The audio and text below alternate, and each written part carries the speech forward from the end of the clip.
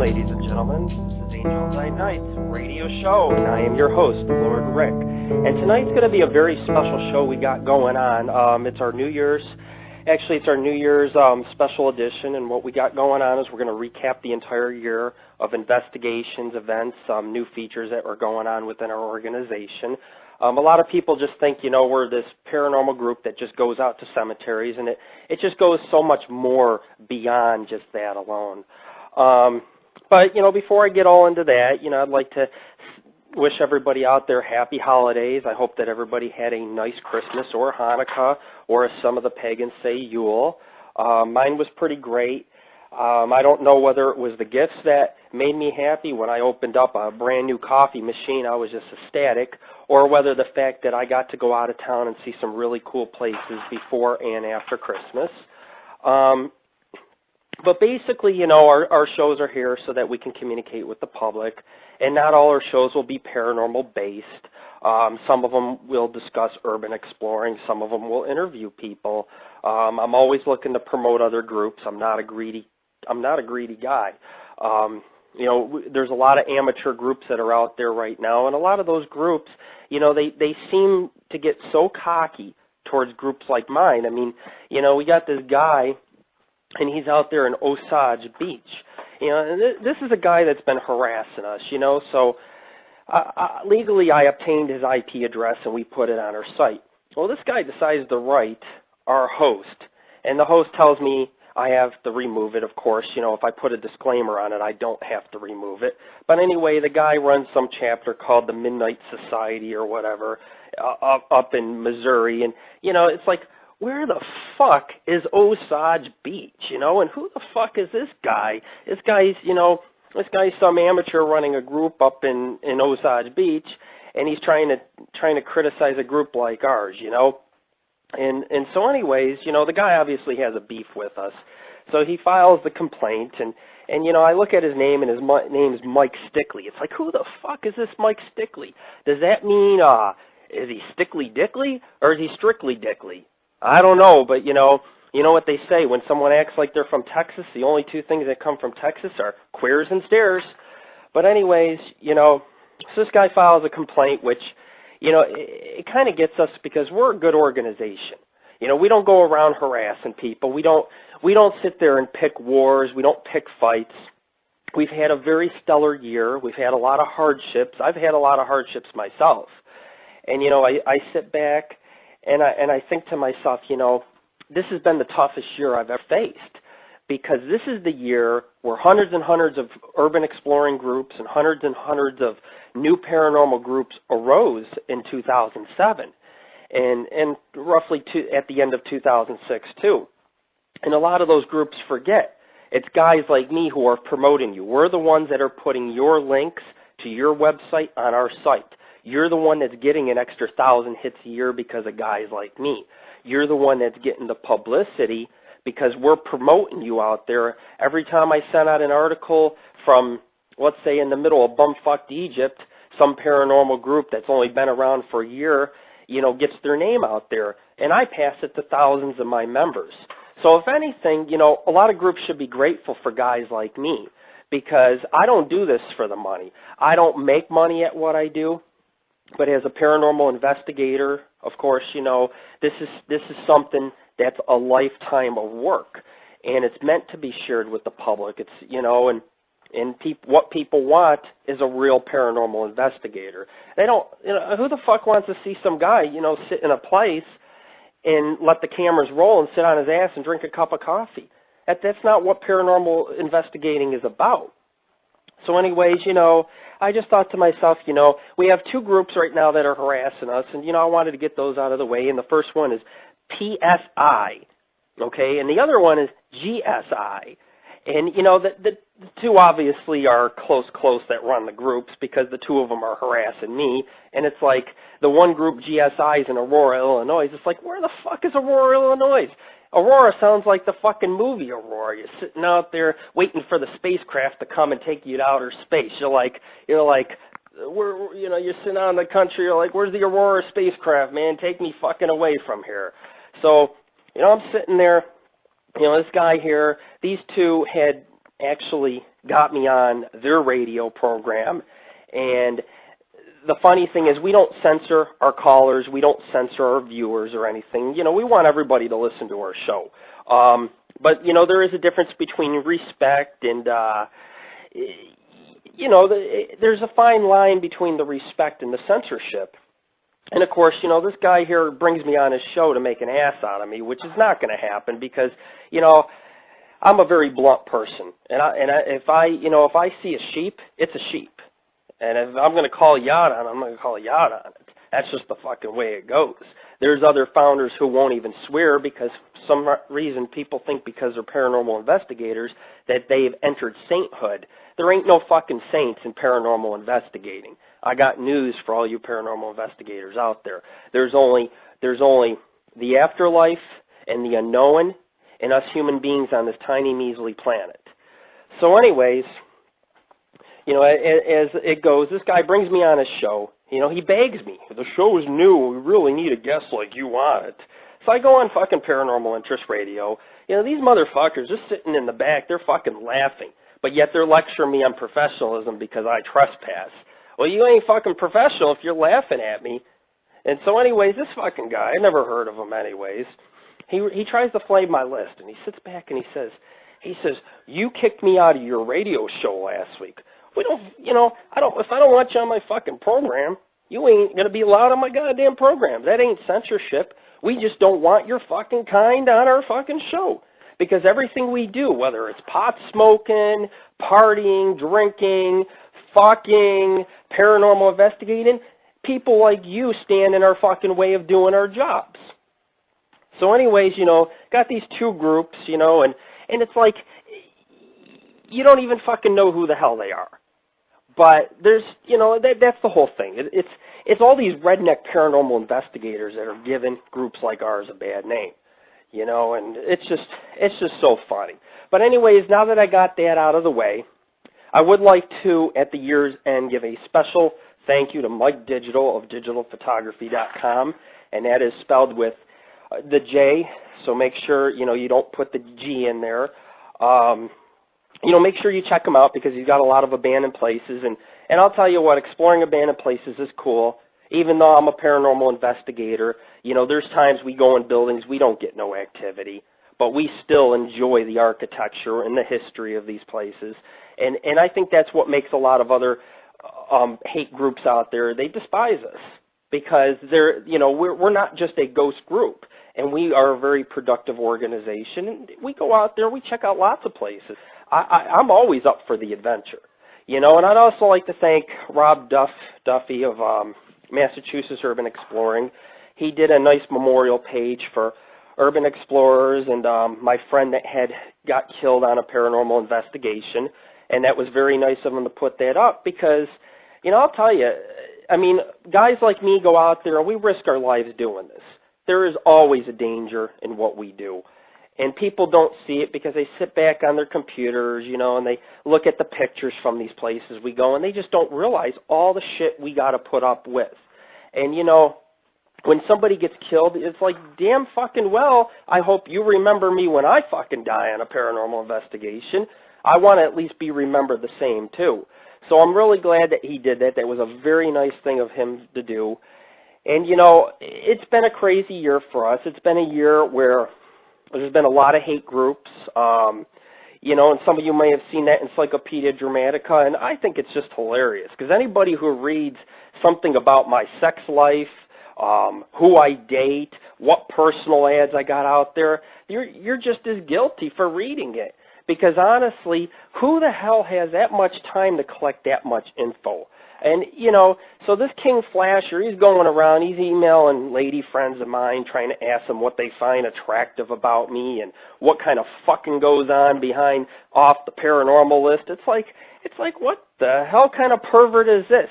I thought I was a bad boy? Hell. So anyways, you know, I just thought it was hilarious. But it's been a year where I've noticed a lot of people out there have just become so cocky, you know, and they go around saying I'm a big-headed guy, but, you know, when you sit back and you look at me as a founder, I'm almost flawless in the work that I do. I mean, I go out there week after week, and, you know, I investigate a lot of places. I send out roughly 30 to 40 articles a day to my list. On some of my investigations, I spend it on the streets. You know, I don't get a hotel. I'm not cocky. I don't have a lot of money to spend. I'm self-funded. And, you know, I'm sitting there, and I spend my entire life devoted to helping other people, you know. And last week's show that we did, it was also very good. And you know, we did the show because I wanted to get this Bill Bean's Dark Forest book out because I felt that it was a very good book. You know, and we do what we can to help other people. That's not being big-headed. It's what it is and what people should be doing out there is working together. Paranormal investigators should be working together. But I won't get involved with that other paranormal investigators because what I see is a lot of drama. They all think they're in competition with me. They all get mad if I put pictures out. I'm a fake because they gotta, they look at the evidence and say, "Oh, you must be a fake because I ain't getting those photos." It doesn't fucking work like that, man. What life is about, when you're doing urban exploring and you're doing paranormal investigating, is you're supposed to be working together to help each other out, and because you got the same goals. You're two of the same people. It's just that a lot of people out there think that it's a race, it's a competition. And there is glory in what we do because, I'll tell you what, I'm taking a couple months off. I'm not going to be doing paranormal investigations or any type of exploring for the next 2-3 months because I'm very happy where I'm at right now. I'm very happy to be alive. I'm very happy to be safe. And yes, I do read the chat room, Mike, but it's very hard to keep track of the chat room and try to do the show at the same time. But I do have to get a co-host within the show. We don't have a co-host right now, and we do need somebody who can keep the chat room going. It's kind of hard sometimes to multitask. Last night I was partying. I was kind of celebrating because I was up at a friend's house, and we had smoked a bunch of joints. We were drinking, we were partying, and I deserved it. I went out of town before Christmas. I did all these explorations and investigations, and I turned around the day after Christmas, got on a fucking bus for 7 hours. I had some lady, she took up 2 goddamn fucking seats. Her leg was in my fucking lap. It was like, what the fuck, we goddamn married here? So we sit there, I'm sitting there on the bus. I got a massive toothache. I mean, I've been dealing with this for a year. My wisdom tooth is half broke off. It's bleeding. And I'm sitting there in pain, and I got this big woman. She's like, "Praise the Lord, please, Jesus Christ," And she's sitting there and fucking talking about faith and the Lord, and I'm thinking, I'm the fucking Lord, lady. And if you shouldn't be sitting in the seat, I get 2 seats here, All the fucking seats on the bus, you got to sit next to fucking me. Put your leg in my fucking lap. I'm fucking getting grossed out. This lady's like fucking 500 fucking pounds, It's like, Jesus Christ. Faith? What kind of faith do you got to fucking have for that? I have faith that I get off the goddamn bus fucking alive and you don't squash the fuck out of me. There's faith. So anyways, it was just a hell of a bus trip, and I got up into Savannah, and, Savannah's always been my dream. It was either Savannah or New Orleans, Louisiana. And I figured, Louisiana's a clusterfuck. Let's face it, right now there's a lot of homeless people, there's a lot of crime on the streets. It's not wise to go out there, even though the city's filling back up. It's bad out there, and the cops are more corrupt than ever before. I wasn't going to go to New Orleans. So, I ended up going to Savannah. Savannah's, you got a few miles of just historical Victorian homes, buildings.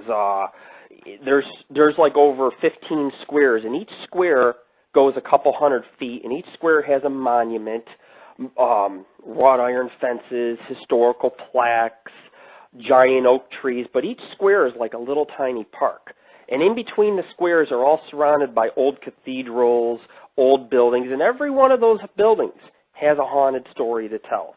But I went out to Savannah, and I think I did a very stellar job. I spent the night on the streets.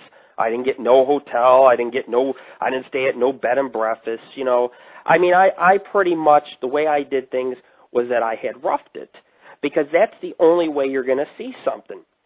And so I spent a good few hours walking around Savannah, and people think all these tourist places are all that. They sit there and they think, oh, I'm going to a tourist place, but you don't see the dark side of these places. You start going down a few fucking alleys, you start going outside of town, you start running into ghetto, gangs, people with knives, drug dealers, prostitutes, and I'm on my investigation. All I got is a backpack. I got a couple waters, couple snacks. I got all my equipment on my back. And, I started hiking on into town, did a battlefield. I made a few stops at the visitor center. I was amazed by the historical buildings. There's just tall buildings. Some of them are made out of wood from the early 1800s. You're dealing with some structures even from the 1700s. It's an old historical town, and it's like St. Augustine, Florida, but it's like 10 times bigger. And there's a lot more historical structures remaining because St. Augustine was destroyed. But Savannah is very much well intact, despite the city had burned down, the Revolutionary War and the Civil War was fought in it, and people died. A lot of people died. But it was a pirate town. And I walked around the city and I stopped at all these old structures to get photos because they're all haunted. And a lot of buildings have these big columns and creepy windows, and I see all these other fucking ghost tours going on, and I walk in the cemetery. There's this really famous haunted cemetery, and there's a fucking ghost tour that comes on in, and I'm taking pictures, and they're all looking at me, and you can tell people are scared to be in the cemetery. They all got their hands in their pocket. They're like, oh, boo, the ghost is gonna get me. Fucking cemetery's half lit. The people are scared. The guy's like probably fucking loving to give the tour. He's like, yeah, ching, $200 tonight, and me, I'm in there, I'm taking my photos. And, the cemeteries in Savannah are totally amazing. Even if you're not a Ghostbuster, you're not in the ghost or anything like that. These graveyards are very Gothic looking, very European looking in Savannah. A lot of the graves have giant columns. Some of them are like stone coffins with crosses on them. Some got engravings, statues that are 200 years old. Just all kinds of prominent people, generals, colonels, captains from different wars, revolutionary soldiers, just all kinds of people are buried in these cemeteries. And I ended up, walking around Savannah, and I went up there, and I did Laurel Grove Cemetery, which is in the ghetto, and there's gangs around. They're staring at me like, what the fuck is this guy doing in the goddamn projects? This, some white guy in the project, they're thinking to themselves, this guy's fucking nuts. This guy must be crazy or going to butcher us. So, I couldn't get in the goddamn cemetery. I was at the wrought iron gates, and some fucking worker for the cemetery pulled in front and waited for me to go. It was like, yeah, I'm hurting your cemetery by taking a picture of it, So I go all the way around into the woods, and I fucking climbed this huge-ass fucking tree, ripped my fucking pants. I stepped in some fucking swamp up in wetlands or something, and so my feet were wet the entire night of hiking around, which is the worst goddamn thing. Even if you got a pair of extra socks, your shoes are wet, you're fucked. You're fucked. You're damned if you do, you're damned if you don't. So I walked around Laurel Grove Cemetery, and it was like, this is my first cemetery in Savannah. The place is just goddamn creepy. It wasn't even dark out, and I'm walking around, and I'm just like, you see these fucking giant crypts just crumbling, and gray coffins almost exposed, and it's one of these cemeteries that goes for a half a mile, and it's on a hill. There's hills, and there's woods, and it's creepy, So I got done doing that, and I got out of there, and I did another cemetery in more Savannah, and I started fucking heading on outside of Savannah. And I'm going down this highway, and there's no fucking sidewalks. Cars are coming past me. I'm like, God, this might be my last fucking breath. Tractor trailer might come by. Tractor trailer might hit me. I might not make it out of Savannah. And so I get up the road, and I see two gas stations. Okay, I'm sitting there thinking, God, there's no fucking McDonald's in this town, no McDonald's in Savannah. So I'm fucking dying. I'm like, I want McDonald's. I want a fucking cheeseburger, a Happy Meal. Give me something, for God's sakes. I get down to the gas station, and I walk on in there, and they have no fucking roller dogs. It's like, where's the roller dogs? The woman's on the phone talking with her boyfriend, and then I go to the other gas station, same old fucking shit. No fucking coffee. I'm freezing my ass off. There's no fucking hot dogs, no food. I only got a few snacks in my fucking bag. All the man wants is a fucking hot dog and a cup of coffee. Accidentally, I walk past behind the gas station, I see a fucking cemetery out in the woods. It's an abandoned one. There's no fucking graves, and it's so overgrown that the fucking thorns were pricking me in the face and everything as I was trying to climb through the brush. And, I investigate the cemetery. Creepy as hell. I don't know if any of you have ever done things by yourself at night. I'm one of the very few paranormal investigators in this country that will actually go into the woods by myself at night. I take a lot of chances. I'm a very big risk taker. But anyways, oh, do we have a call? No, we don't. Anybody's welcome to call the show. But anyways, as it's going, as I went off into the woods, and I am walking around the woods, and, there's movement, and, there's ghosts, there's things going on. It's like there's no fucking graves. The ghosts are angry. I mean, this place isn't even on the map. It's not even listed. Some no-name abandoned cemetery. And, I went through it. I walked through it a couple times. Something threw a beer bottle at me. But it's all good, and that's what I'm out there for, is I'm out to experience the activity so I can sit there and tell my fans, hey, these ghosts can throw beer bottles, man. So anyways, after that went on, I made it up to Fort Jackson, and there's wolves out in the Georgia woods. I was very limited in what I can do. I mean, we're talking 21 miles of hiking on foot. I didn't have no taxi. I didn't have no bus. I didn't have no rental car. I roughed it, because that's the only way to enjoy freedom, is to get a backpack and just fucking go. To get on the bus and just fucking go, man. So I'm sitting there, and I'm hiking to some fort in the middle of the woods. There's refineries. It's like this really dirt road out there, and there's nothing out there, just woods, swamps, and there's wolves, and something big was moving around out there, and I'm thinking, God, I grabbed my fucking knife because, I mean, honestly, a wolf has no problem tearing you to shreds. I mean, speaking of wolves, when I was out in Cedar Key, we had seen a wolf, and this is Florida, so there are wolves down south. And I'm out there walking in the woods, and I couldn't get into the fort. They had it locked down really good, but I was able to walk around it. I almost fell in the fucking off the moat. I was doing stupid stuff. I was climbing the railings and shit, just fucking around, You get bored when you're by yourself. You start to do things that you normally don't do. I'm thinking, if I fall in this fucking water, it's like 10 feet fucking deep, I'm going to be fucking swimming with the goddamn alligators. So anyways, I had to cut through the thick woods to get to the fort and stuff, because this place is like Fort Knox. They got barbed wire, and they got razor wire and fences, and I wanted to go out there at night, and I stayed a little bit. I don't know if it was really worth the 5-mile hike, but I went all the way out there on foot. Got done with that, and I went to a cemetery 4 miles away in not a nice neighborhood. There was a fucking McDonald's, And I was like, I thought I seen fucking heaven. I'm like, I must be goddamn fucking dead. I see McDonald's, I see the golden arches. I'm like, I'm in fucking heaven. I started fucking dancing, I got fucking McDonald's is closed. So I go up to McDonald's, and I tell the guy, I go up to drive-thru, and there's this young dude, he's some white dude, and he's just like, he's got Parisons. He seemed like he's a cool guy. And I said, man, I need food. I said, I need hot food. I said, your fucking gas stations in this town ain't got no fucking roller dogs. So I turned around, and, I convinced the manager to get me a hamburger, and the guy snuck me an apple pie, And there's a guy in drive-thru. He's trying to run me over. He's pissed off because I'm standing at drive-thru. It's like, so what? You got a fucking car, man. I've been hiking 20 fucking miles. So who fucking cares? So anyways, I order a hamburger, and it says 1 mile hike to Bonaventure Cemetery. And people think, Bonaventure Cemetery is just that. It's a cemetery, and it's not. It was the site of a plantation. It sits on a bluff. It's labeled the most beautiful and one of the most haunted cemeteries in the country. And, I ended up going in, and it's not an easy place to get into, but I got in. I went in, and all of a sudden it gets really thick. It's just instantly woods, pitch black, no moon out, and, their statues look like they're looking at you.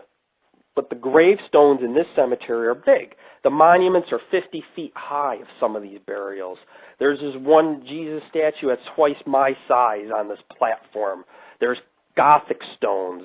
There's stones from the mid-1800s. But, these stones are bigger than, some of them are 20 feet large. Some of the crypts are huge. Just they got this whole road full of crypts, And it was very dark out there, and I wanted to mainly hike to the bluff, which is the river because it extends out on a peninsula. I go out to the bluff, and I leaned over the edge. It's like a 30-foot drop, almost a cliff. And I leaned over the edge to look, and something fucking grabbed me. It literally put its hands on my backpack and shoved me. I didn't go over, but I felt it, and I turned around really quick, and nothing was fucking there. But I felt a strong fucking grip. and then I backed away from the bluff, and I thought, well, maybe that's not a good idea. There is something out here. And I think the scariest part of the whole investigation was there was this bird that sounded like it was dying. It was just squawking and screaming, and it just the whole time I was in the cemetery. And it's so easy to get lost. I mean, you got like 20 dirt roads in the cemetery. They go off in the woods all different directions. And, it was pretty peaceful there, but it's like, you talk about a creepy place. I can see why it's one of the most haunted places. And they have a lot of famous people buried there. And, I started hiking back into town, and, I finished up. I found a Catholic cemetery on the way by accident. And, I did a lot of cool places. Went back to the battlefield, and I even finished off the night at a museum. That place was pretty cool. They had all these old trains from Georgia. I don't know if any of you like to explore old trains out there, but I had a lot of fun, but my legs were hurting so bad I could not climb any of the trains. I mean, hell, I had to climb a wall, like a 7-foot wall, and that just killed me. I couldn't even use my legs to climb it. I had to literally take my arms and pull myself up to get up there. And I walked around the train depot. My batteries were out, and I just, I finished it off real quick. I fucking slept behind a church for like 20 minutes. I just was like a homeless person just lying there on the sidewalk, and then when Burger King opened, man, I ran in fucking Burger King and I ordered myself a big-ass breakfast. And then, of course, the bus ride home for 7 fucking hours and the delays and all the bullshit. And that's what I want people to realize. It's like this is the type of shit we've done all year long. We've had a good fucking year of paranormal investigations. We put a lot of content on our site. We've made a lot of sacrifices. And all these paranormal investigators that go around saying, oh, we don't make no sacrifices, well, that's your problem. You're never going to see a ghost, and you're never going to see anything unless you're willing to put your own self at risk. That's just the way paranormal investigating works. You have to go out there, and you have to deal with the cold, the rain, the drug dealers on the streets, sleeping in the back of a church, because this isn't about class. This isn't about competition. It's about going out there and doing the job that you're supposed to fucking do. And, we had a very good investigation of Savannah. I didn't have no help with it, but I had a mileage chart, and I did hike a good 21 miles on foot. I mean, and that's nothing, because back in the 1800s, them people would ride horses. They would travel on foot easily 20 miles to the next fucking town. That's the way they did things 200 years ago. You would march. You would just keep fucking marching through the woods. So, I figured if they can do it, Lord Rick can do it, right? So I brought back a really nice trip from Savannah. I can't wait to get it on the site. It's not going to be up for a few weeks. I got a lot of research I got to add in. I got hours upon hours of EVP, which is electric voice phenomena. Basically, it's ghostly voices that you get on your recorder. And, anybody could really do it. But it also takes some talent, because it's not going to just happen by leaving your recorder on. Sometimes you really got to look for the ghost, and you got to get the ghost to talk on it. It's not as easy as it sounds. And it really is amazing once you do it. If it doesn't turn you into a believer, nothing's going to turn you into a believer. If you're in the cemetery by yourself and you get another voice on your recorder and it's not yours, you need to start waking up and saying, hey, maybe there's something going on here. Maybe the afterlife is very real. So in addition to that, I would like to at least talk a little bit about what had gone on during the year. If anybody wants to call in the show, they want to ask me a question, I'll tell you what, you can go ahead, you can call in, I'll take any questions. Looking at the chat room. Well, I think Mike would make a good co-host. I mean, honestly, I think that, I do this type of stuff for my friends, I do this type of work because I enjoy meeting people, I enjoy making friends, and that's the whole thing. It's like, we're all in this to have fun, but then there's some people that write me and say they get pissed, they get jealous, because they're like, you're having too much fun. It's like, you only live life once. Fucking go out and do it, And that's what this radio show is about. It's about having fucking fun, man. I mean, You know, I don't care if we get a couple co-hosts going on because I know that my show is not going to do what other shows do on the net. I listen to other shows sometimes, you know, and there are other paranormal shows on Now Live, and, you know, I see what their whole fucking game is. They think that I'm an idiot, you know. It's like they're in it for another reason, but we're in it just to have a good time, use our freedom of speech, and whatever. But yeah, exactly. You know, there are a lot of people out there that are fucking boring. People don't intrigue me very much on the internet. I mean, I've been doing this type of work for a long time, and I have to say, when I first started off, people were pretty cool. You know, people wanted to fucking smoke, they wanted to hang out, they wanted to see places and do things. And now everything's become so mainstream. Everybody's doing the same goddamn shit. Nobody's original. I mean, all the paranormal groups, they all want to be like TAPS. They all want to be like the show. They want to do the same thing. They want to go to the same fucking places. It's like, find your own fucking places. Do your own fucking thing.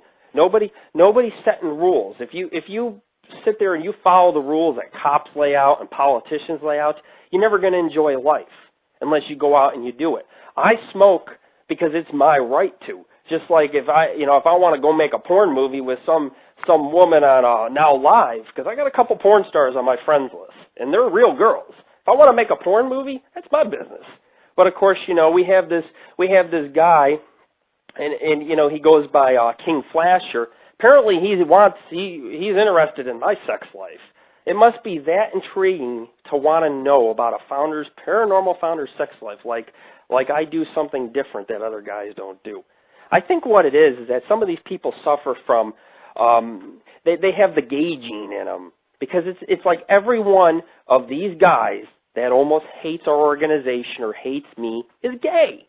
It's like, what is it with you, man? You jealous because I got females kissing me in my pictures?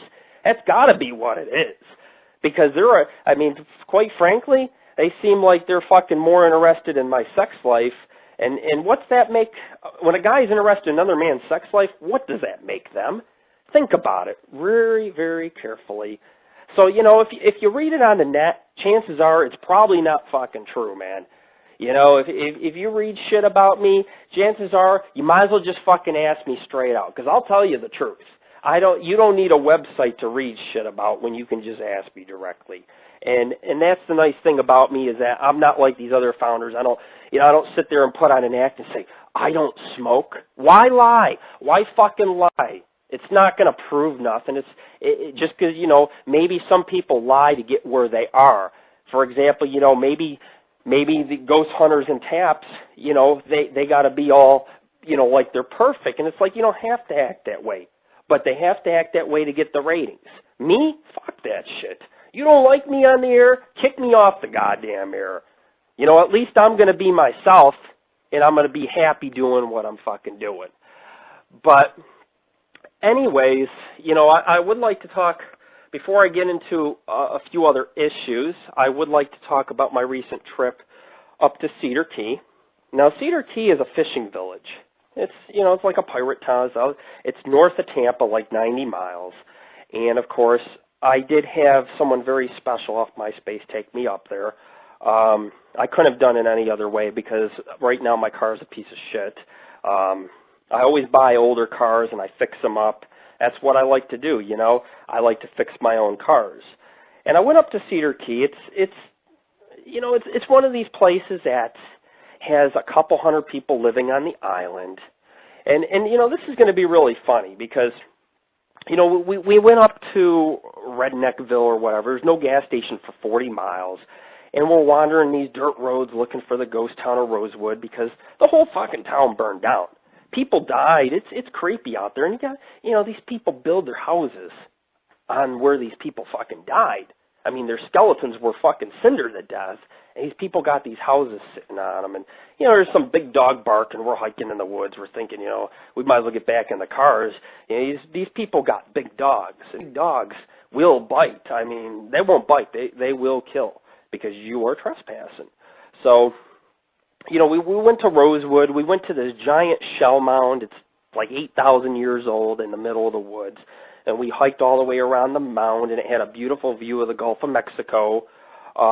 we did this really awesome cemetery on an island. That was gorgeous.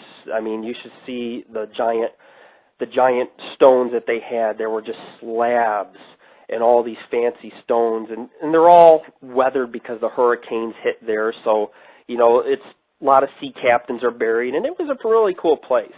And, then we took some time and walked downtown in Cedar Key. We did downtown, and on our way back, I'm sitting there, and I'm looking on the beach. There's a little fucking beach there, and you go off to your right, and you can go on the docks and stuff, and there's old pubs and bars and restaurants. And I see movement, and I'm thinking, is that a goddamn pelican? Because, sometimes you get these giant birds on the beach, and they're fucking eating fish and shit. But I see movement. And then all of a sudden, I get closer with my fucking camera.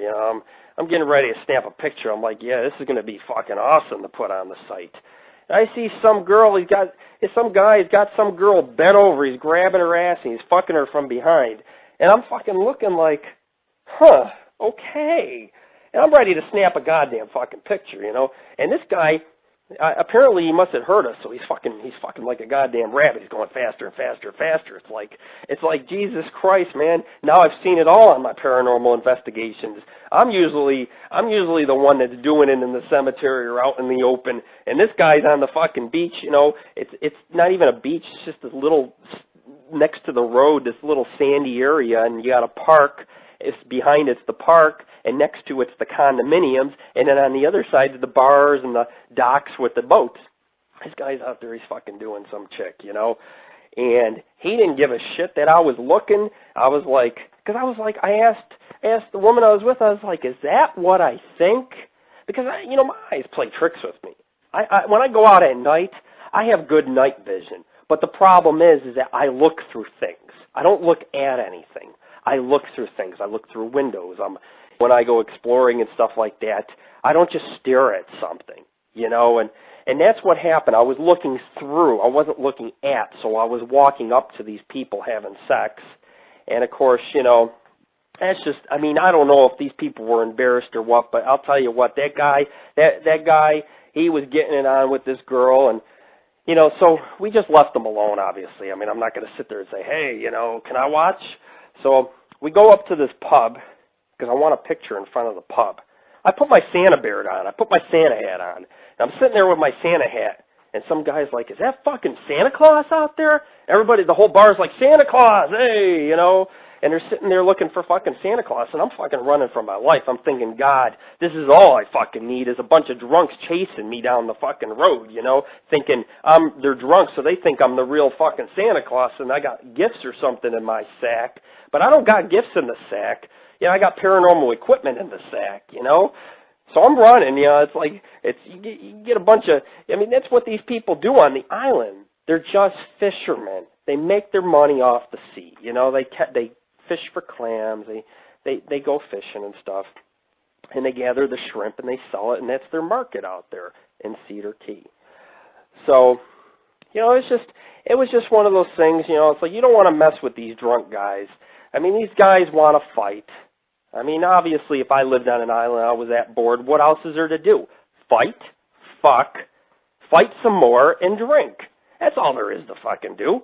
And speaking of all there is to do, just a few miles outside the town, there's dirt roads everywhere, and these people live on these dirt roads in the middle of nowhere. And, we're driving, and there's some fucking girl in the middle of the fucking woods.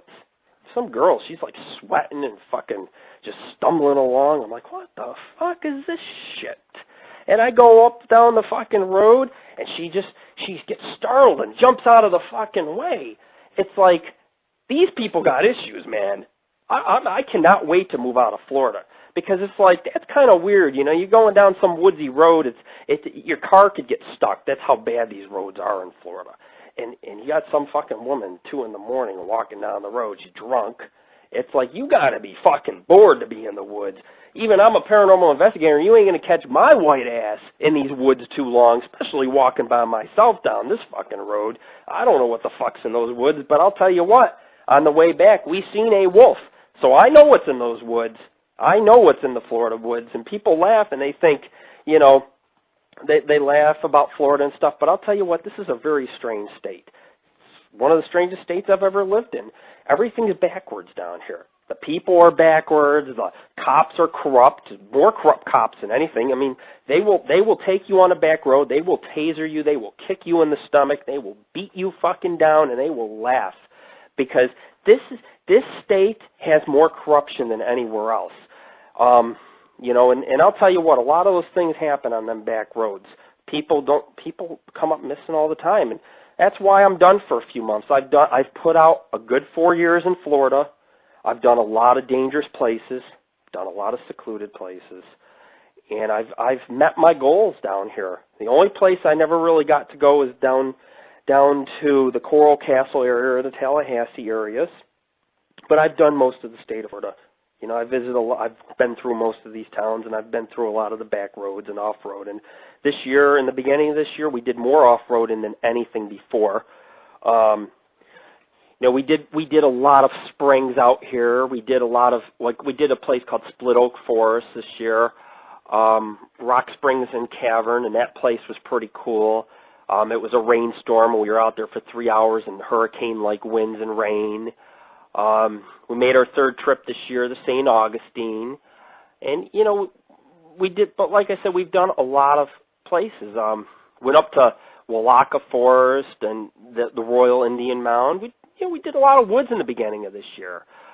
Devil's Mill Hopper, that was another place. Giant sinkhole, and you got to hike down into it. Owl Island was another one. And that place, of course, you got to go through alligator lagoons just to get on the island. It's dangerous. Those alligators are fucking thrash, and the only thing those alligators want to do is they look at you and they're like, I want to fucking eat you, And there are a lot of dangers that go on in the state. I seen that in the chat room. The Jersey Devil trip, that was probably our biggest trip of the year. A lot of people don't give me credit for that, but I think I deserve a lot more credit than what people are given. I went out there in February. I was very ill. I had got cut in the neck hiking out in Florida, and you got to be careful in Florida because there is flesh-eating bacteria. If you get cut by the wrong plant, you can die.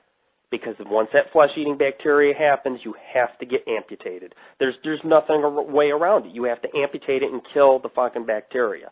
Well, I had bacteria. It was not the flesh-eating kind, but it cut me on the chin, and I had fevers, dementia. I had all kinds of things wrong with me, and I flew out 2 days, 3 days later after the hike, and I thought, I'm getting sick. I got a sore throat. It wasn't that. I was running an infection and a fever. And I'm out in the fucking New Jersey Pine Barrens. I'm hiking. I put 1,000 miles in the Pine Barrens on that truck I rented. That's how much off-roading I did, was almost 1,000 fucking miles of off-roading. To ghost towns, to historical sites, to abandoned buildings. We did an asylum. I mean, it was just stop and go for 5 fucking days. Sometimes hiking for 8 miles in a row. We did an 8-mile fucking hike. And it was tough. There's no breaks in these trips. There's no time to sit down and say, hey, let's just chill out. Let's have pizza and beer. You don't get that time. You get off the plane, you rent your vehicle, you get in the truck, and next you know, you're in the goddamn Pine Barrens. And we spent time in the Pine Barrens. We looked for the Jersey Devil. We visited some places. For me, were just historical sites that I was enjoying. It wasn't all about Jersey Devil or Ghost. I just wanted to be able to visit all these old furnaces and boilers and all that. And it was kind of strange when we did that trip, because I had one guy with trained military experience, and he was scared. I mean, he was scared. He told me, I don't want to off-road with you. You scare me. I feel like I'm going to die. Because I am a very good off-roader. I'm probably one of the best off-roader drivers you're going to find. And I can fly over them fucking hills at 60, 70 miles a fucking hour. And that's what I was doing. I was fucking going down wagon roads that were no more narrow than 6 feet wide. I was driving through water 4 feet fucking deep. I didn't get us stuck. We did a wonderful job in the Pine Barrens. And we covered our grounds, and we did our night hikes. I camped out on the ground in -5 below. The guys had tents. They had fucking mats. Not me. I slept right out in the open. I figure, what the fuck, I want to be out here if something happens. and it was pretty nice camping. It was cold. I mean, it's, you know, -5 is not easy to camp in, but we had a fire going. We had food. We ended up leaving our campsite, and we ended up hiking into a ghost town and a cemetery. Then we came back to the campsite, and we hung out and we chilled. It was a great time. Problem was that the one guy I was with has a tumor in his brain, and he ended up losing his mind on the investigation.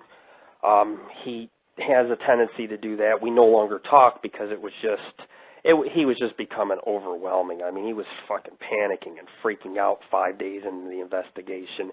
And the other one was a kid. You know, I call him a kid because, it's, you know, he spent the whole time on the cell phone. He didn't even bring an extra change of socks. He had no equipment with him. You know, you're going and fucking camping and you don't bring nothing. You know, if you don't go prepared and you fucking croak, that's your own goddamn fault. And, you know, he relied on a book which did not have scales, I can't even say it properly, blah, blah, blah, but he did not have a proper map to these ghost towns. They were not to scale, they were not right, they were inaccurate, and I had everything mapped out where they were supposed to be, latitude, longitude, that we could type into the GPS system. And we almost did find everything but a few places, because you got like 100 places hidden out in the New Jersey Pine Barrens. I mean, there's just hundreds of places out there, and you know, you gotta, some of them are so bad that you gotta hike on foot to them.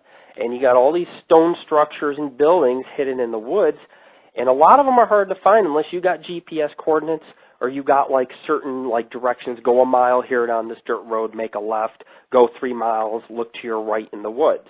But we found, out of 30 places, I'd say we found 21. We, you know, and the other places we drove around down creepy roads, couldn't find them at night, but it was still fun. It was fun off-roading, and that was a big trip for us. And you know, you look at all these other ghost groups, you know, it's like these ghost groups harassing us.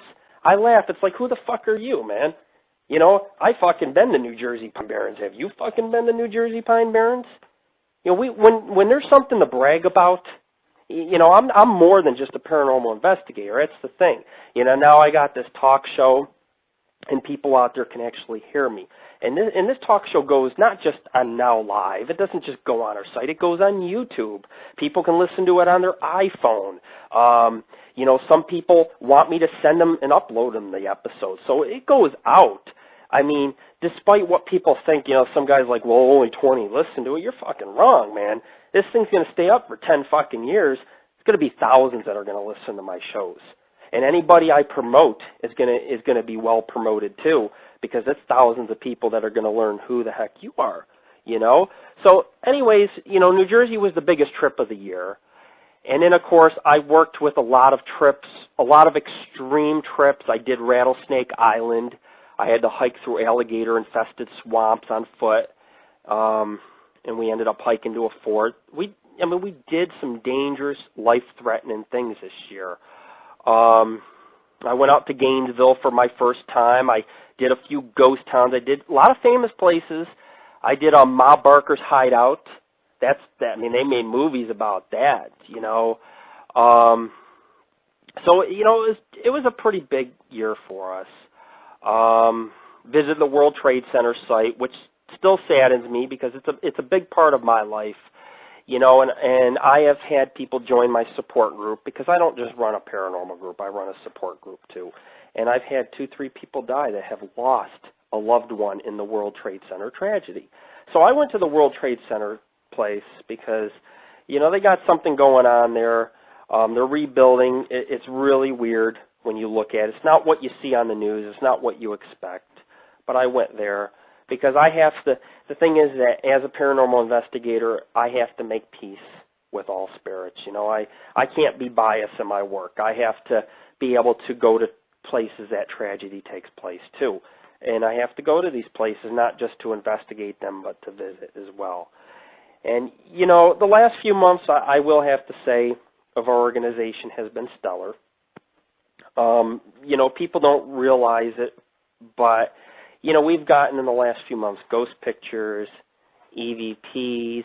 I've had a lot of people help me. If you notice from our investigations, I've had a lot of people on my investigations because I allow anybody to come out with me. A lot of them haven't worked out. They quit. because it is very hard what we do, and a lot of people just don't make the team. I don't condemn people for that. There's no hatred. If they can't make it, they can't make it. I understand that some people can't hike 20 miles. I understand some people can't climb walls. I understand some people get so scared that they just don't want to deal with this. What I don't understand is the people that dick me around and lie, and they don't submit their pictures. But we've had big trips. I mean, look at what I've done. I've done all them places in Brooksville. How about in Tangerine, Florida, when we went out and did the Langdale homestead, or we investigated that old house next to where there used to be an asylum. Let's not forget, I went out and I did Disney's Animal Kingdom. I did MGM Studios, Jungle Prada, which is supposed to be one of the most evil sites in Florida. How about the search for the Barden Booger? We did that. It's a creature that is very famous up in the Barden Woods. And you just look at all the work we've done. And not only that, but we've also had a lot of new site features. If you look at our site and you go to our main page, hold on, we got a question here. It says, Rick, did you ever look if there's any special significance to the clamshells on the graves in Cedar Key aside from keeping them from washing out in the storms?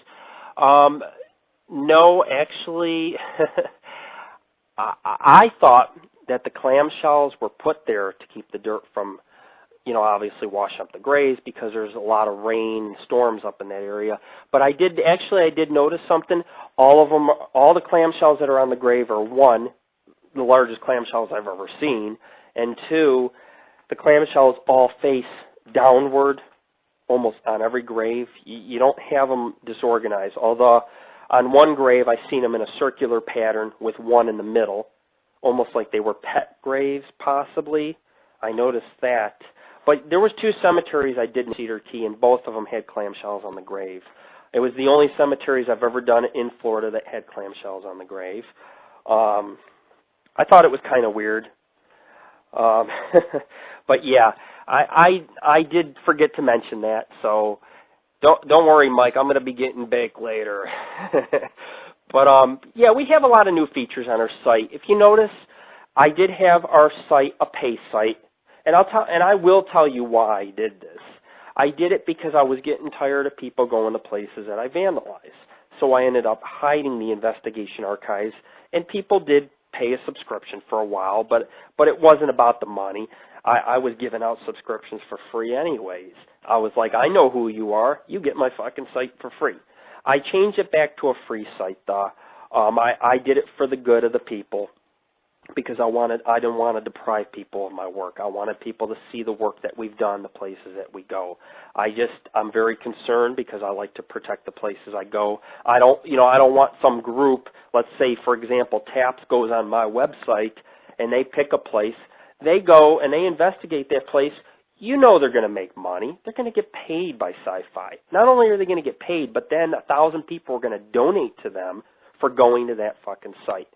And it's, guys like me, we ain't making money. We find these sites on our own. We go to them. We investigate them. We take pictures of them. We put them on our site. But we don't put them on our site so other people can make money. We put them on the site so you can learn something.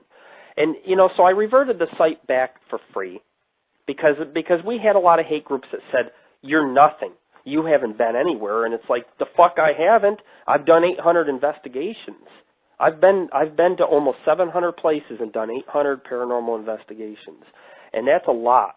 When you sit down and you count the amount of places we've been and the amount of woods and abandoned buildings, you start to look at that and say, well, what counts is this guy productive? That's what matters. It's not really the evidence we put out. It's the fact is, are we going out there and looking around? Yes, we are. We're putting ourselves in that situation. So, I reverted the site back free because I wanted these hate groups to see, it's like, you can't take that away from me.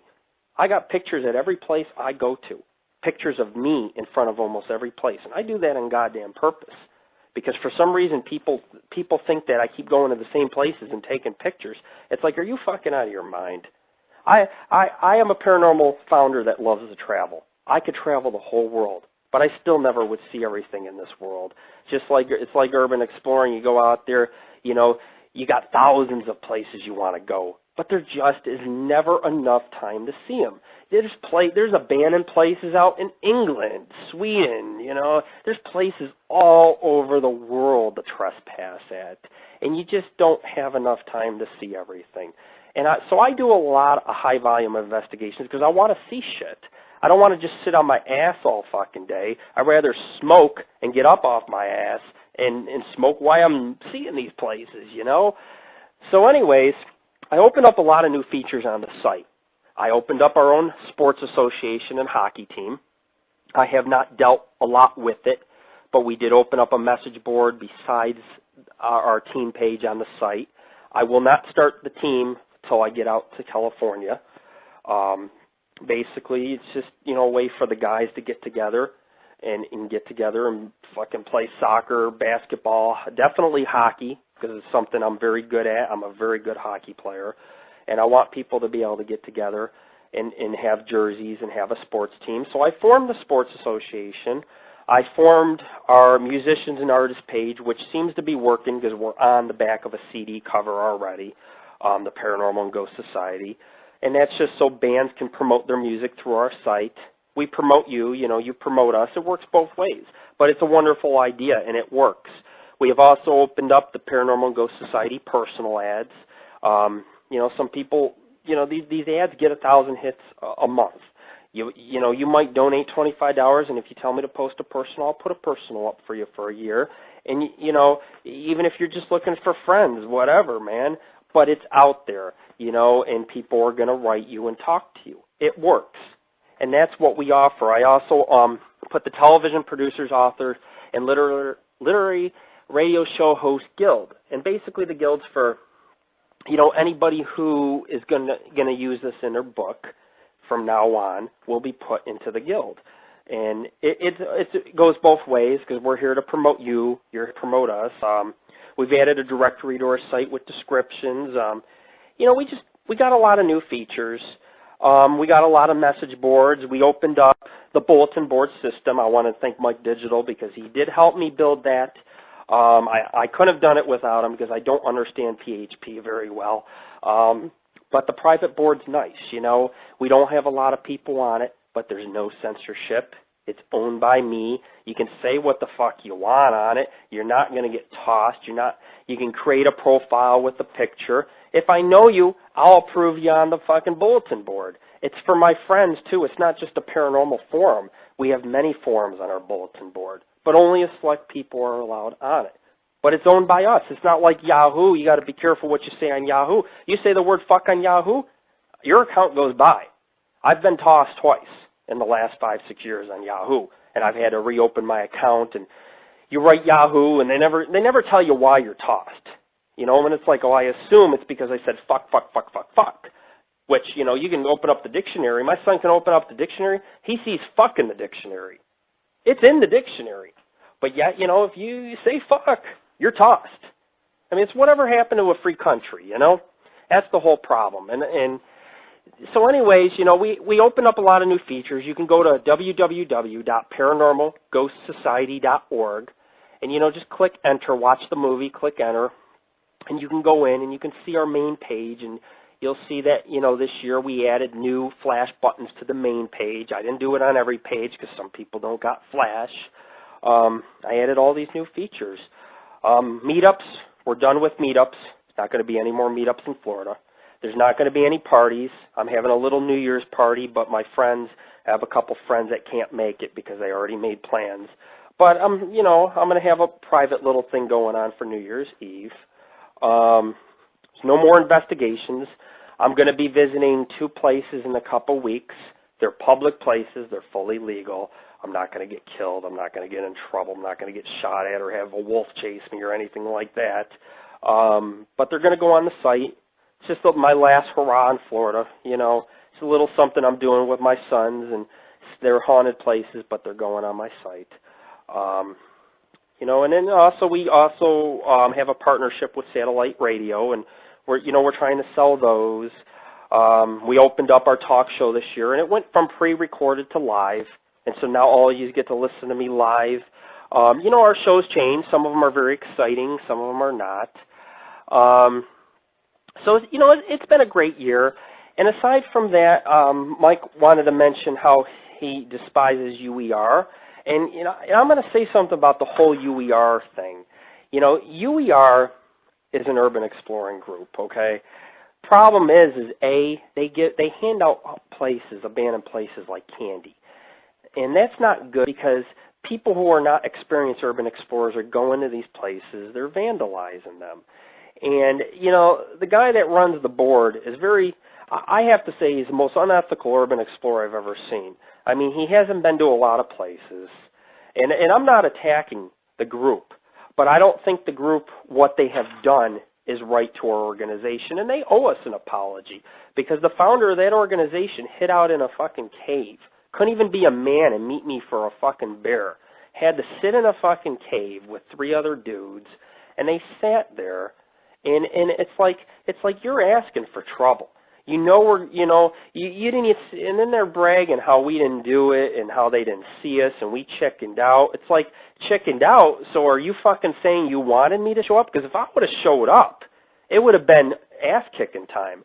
Because believe me, I am not afraid to take someone down. If I feel that my investigators are at danger, I will subdue you. And I will probably bury you in the woods and go drink a fucking beer, and I won't even tell anybody where you are. Because you shouldn't be fucking around with a father of children or any of my investigators. You shouldn't be hiding out in a place.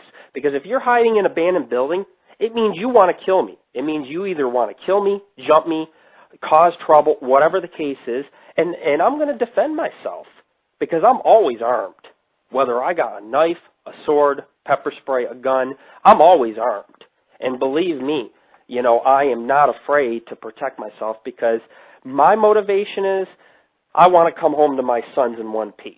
I'm not going to go to some cave and have three butthole fucking people fucking try to jump my ass because they don't like our organization. That's lame. If you can't be a man and smoke out with me or have a beer with me or show up face to face, you got an issue, you know. So, you know, the whole thing is that, you know, the whole thing with that site is he's got no control over his moderators. He's got no control over his members. He's got this disclaimer on how no threats, no stealing people's work, and you know, the whole site is like one big fucking drama queen of a motherfucker. And I laugh. I'm not on there. I don't look at the board. I don't care to look at the board because I'll tell you what, I am not going to go to a place that has nothing but a bunch of teenagers that do not respect other people. So I go there, you know, and the guy's got my kids' pictures up on his fucking site. They're everywhere, you know. My kids' pictures are there. My paranormal pictures are there. They got polls about me. They got my blogs, my personal blogs on his site. It's like you ain't running a goddamn message board. You're running a fucking circus. If you're an urban exploring group, keep it about urban exploring. If you're a paranormal organization or you're like one that's new age like mine, that's what you keep it about. You don't see that shit going on my boards. I don't post people's sexual lifestyles. I don't post their pictures in their fucking underwear on my fucking site. We don't do that shit. Why do they do it? So, you know, there's a few people on that site that will not stop harassing our organization, which is obviously why they're terrible at what they do. It's like you're not a good explorer, you're not a good paranormal investigator if you spend all your time devoted towards harassing me. So the whole UER thing, you know, they're sitting there, their cause is, well, we hate Lord Rick because he threatened this 17-year-old. Damn straight, if you're old enough to trespass, then you're old enough to get an ass whooping by me. And that's just the truth. It ain't my fault that some of these fucking kids got no fathers and need an ass beating. But I'll be more than happy to give somebody an ass beating out there. So I just laugh, you know, because this guy, you know, they got to sit there, and my son's got problems. He's got ADHD and all these things, and they're sitting there putting his picture up, laughing at him. Then they're laughing at my friend's death, making fun of his death. The kid died exploring. The same thing that they do, he died for. and they're sitting there laughing about it. You know, it's like, come on, people. You know, how cowardly is that? It's just a bunch of fucking cowards. You know, you want to fucking fight? Let's just beat the fuck out of each other. Meet me in front of the fucking bar. We'll pound each other. It's not going to solve a goddamn fucking thing. Now, working together, believe me, that's how you solve issues, is working together. But I'm going to tell you something. All you little fucking haters that listen to my show and all these little people threatening me, you may not believe in the paranormal. But when this is all fucking said and done, you will believe in Lord Rick. You got that? So I will tell you that. But anyways, you know, there's so many better urban exploring groups out there. I mean, I talked to 3 urban exploring founders, and none of them guys do that shit. They ain't putting my kids' pictures up. They ain't allowing their members to fucking harass me, because that's, you know, that's not, why the fuck would you do that? So what, I joined your board and asked for a donation. You know, you look at some of these urban exploring groups, you look at UER, they're bringing in, I mean, people tell me stuff. I don't even have to go researching people. I don't want the information. But if somebody tells me, you know, hey, its founder's making $2,000 a fucking month, and then you look and you're like, well, how come this guy doesn't ever leave Canada? How come he's always in Toronto? How come how come he never leaves more than 50 miles, 100 miles from his house? It's not a very good urban explorer if he doesn't travel ever. You know, it's like, what is he doing with the money? So for him to actually host material about our site and to bash our site, it's like, you can't laugh at us. At least we're taking people places. At least we're visiting places. At least we're traveling the country. At least we're promoting other groups. At least we got a lot of things going on. I'm not hiding my pictures from the public. I'm not, you know, I mean, these guys that run this board, all of them got no personal pics. And they're all cocky because they think because they've gone, you know, to an asylum that they're God. And it's like, you're not God just because you've been to an asylum. You know, it's like I've been to a dozen asylums. And I've seen ghosts in some of them asylums. And some of them people are just really just, I mean, they're just so ignorant. That's the way society has gotten, you know. And you know, you are right. Some of those people, Mike, are very immature on there.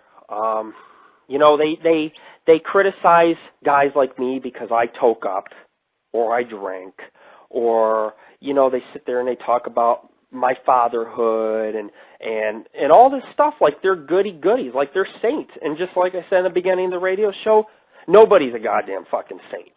If you want to be a fucking saint, you go live at a goddamn monastery. But if you're in the urban exploring business or you're a paranormal investigator, if you ain't the slightest fucking crazy, you shouldn't be in the business. And these fucking people, you know, all these people just act like a bunch of nerds. You know, they're little threats, they're little harassment sites. They'll email us with stupid shit. You know, it's just like this guy the other day. He complains to my host, well, I didn't give my permission to post my IP up. And then he writes me today, says, I don't care if you left it up. I said, really? I said, that's why my service provider had ratted you out and told me that you filed a complaint. You know, these fucking people, man, I mean, you talk about major fucking geeks. They're all fucking major geeks the way they act. It's like, stop being a pussy fucking man. Come out and have a fucking beer. Or if you don't like me, go your own way. Respect what I do. I respect what you do. But as soon as you start fucking harassing me on your radio show and you start fucking emailing me and making threats and posting my kids' fucking pictures and you know, trying to make this a personal issue, we can make it a personal issue. Because, see, I got my whole fucking life. I'll dedicate my whole life to going after each person that fucks me over. I'll go after one by one. I'll get a plane ticket. I'll go right out to your home fucking town, and I'll fucking knock on your door and say, hey, you got a problem with me? And I will do it. Because the way I look at it is that I got goals. I have many goals, many things that I want to achieve as a paranormal investigator. My goals are not made to benefit me. They're made to benefit other people. It's made to help other people. And when I get some asshole who goes out there and they think that they're gonna put me down and hope that I stop attaining my goals, that's just bullshit. You know, the paranormal for me is a learning thing, and that's what I am. I'm a teacher. I'm here to teach people, you know, and these people think I'm just going to give up. It's like, you see the fucking stellar year we've had? It was hard. You know, I took a few months off this year because I had like I said, I had an infection. My face was swollen up. I was very sick for a long time. I couldn't hike. I had pains in my liver. I had to hold on for a while. I was very fatigued. I'd have to hold my stomach when hiking. It was very hard. But, you know, I bounced back. I mean, you look at the last few months of this year, and I've really done a good job. I've been flawless. I put out an itinerary for our members. I said, here's what's going to go on, and I stuck to it. I put 4 months in advance of investigations up, and I said, this is where we're going every 2 weeks. And I went to them all. I did Savannah. I went to Tampa Bay with a bad axle. I went to Brooksville. I went to Cedar fucking Key. I went to Tangerine, Florida. I went to Orlando, you know, St. Augustine. I did all these fucking places this year, and I did a good fucking job. And, you know,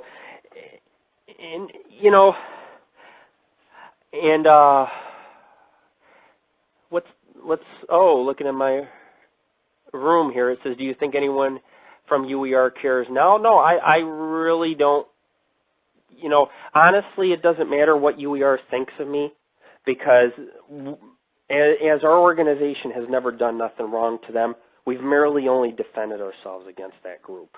You know, what people see what they see on UER, because UER posts 1,000 posts about me. There was about 1,000 posts on there about me, which is ridiculous. And they only see one side of it. They never see the hate mails that I get, the hate sites, the porn that gets sent to our guest book, the pictures of peckers drawn in front of my son's face. They don't see that shit, and they don't understand. It's like, you know, you're fucking with my kids. What? If you fuck with my kids, I fuck with you.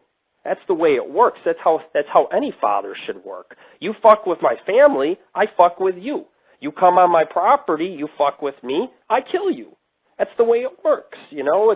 And that's how society should be. But see, society doesn't think that way. Society thinks nowadays that because you're on the internet, it's okay to fuck with people. They think it's okay to stalk. It's okay to post someone's address with kids all over the net. It's like, you're not thinking about my children. You're thinking about harming me. And therefore, I have every single legal right to defend myself. UER has stooped low. And you know, I know after the show will come out, they'll start doing their little message posts and they'll harass me. And it's the same people doing it over and over. And, you know, you look at these guys' pictures, you know, and they're just all, I mean, thick black glasses. They're fucking like 100 pounds and 5'5". Some of them are 14 years old. And I'm thinking to myself, what the fuck is this? You know, it's like, you want to hang with the big boys, you better act like the big boys.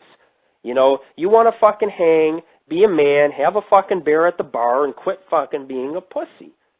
But see, these guys don't want to make a choice. They don't want to sit there and find a peaceful resolution.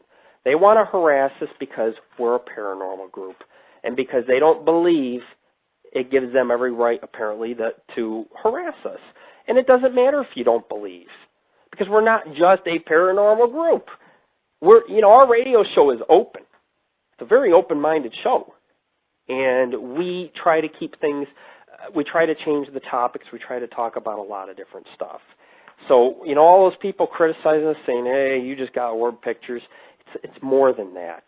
We take pictures of everything. Even if we don't get no ghost pictures, we still take pictures of abandoned places, and we still put them up on the site. That deserves some sort of credit. But, you know, some of them guys on the net, they make their living by trying to degrade other groups. And that's what UER has done, is that they've degraded our group to make themselves look better. And it's like, why? Because I joined asking for a donation? It's not hurting nobody. You know, I don't have to disclose where I go, what I do, why I need the donation, because I'm not pulling in $2,000 a month.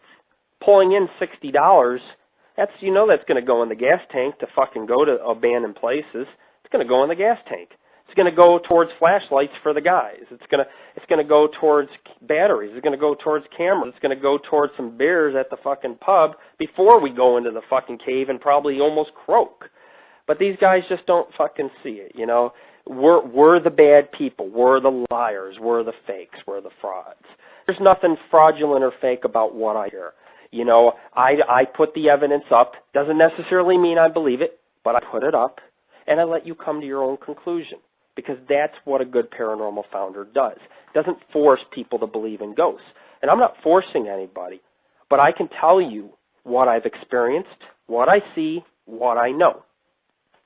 Coming up in 2008, we have a very special year ahead of us. As you know, I'm moving to California.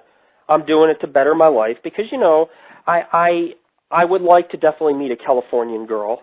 I mean, it's, you know, I'm burnt out with Florida girls, but I do have to say I did meet a nice girl recently, and she's a total sweetheart. We spend time together. As a matter of fact, I'll probably see her tomorrow. I'll probably see her for New Year's, and we have a lot of fun together, you know.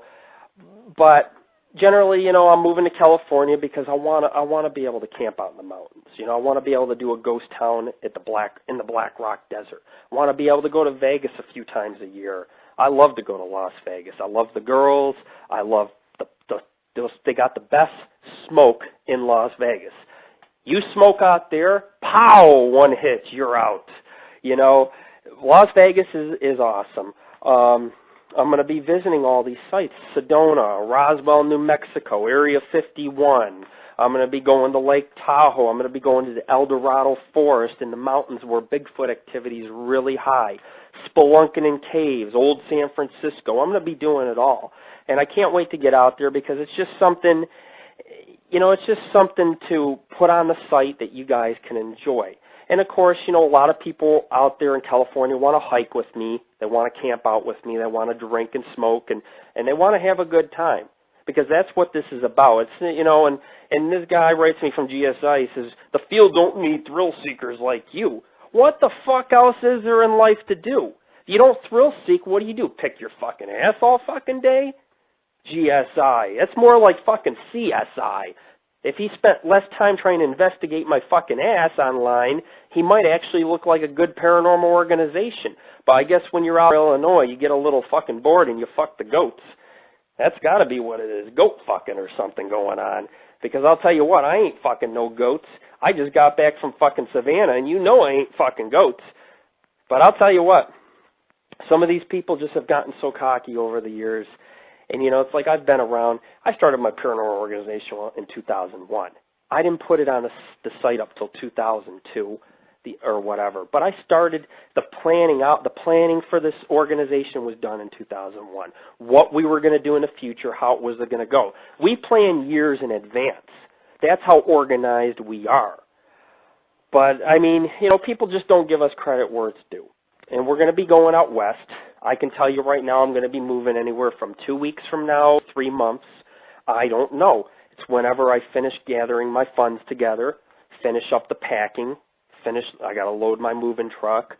You know, but I've already changed over my groups to California. Got a lot of Californians joining my groups. A lot of people from California emailing me, telling me they want to join the team. People are very different out west. It's not like down south. Down here in the south, these people are fucking scared. You know, they're rednecks, but they won't go into the goddamn woods at night because they're just bragging, oh, the snakes might get me, the black bear might get me, the alligator might get me. I'm from fucking New York, and I'm in the fucking swamps of the south. I should be the one that's scared, not the rednecks. So, you know, I'm going to go out west. I'm going to climb mountains. I'm going to fucking do all that shit. I'm going to go to Mount Shasta. I'm going to climb a goddamn volcano. I thought about jumping in the volcano, but then I thought, wait a second. Winds are 45 miles an hour. It's going to blow the chute against the wall. I'm going to be hanging off the wall of the fucking volcano. Then I can't get the fuck out of the volcano unless I climb.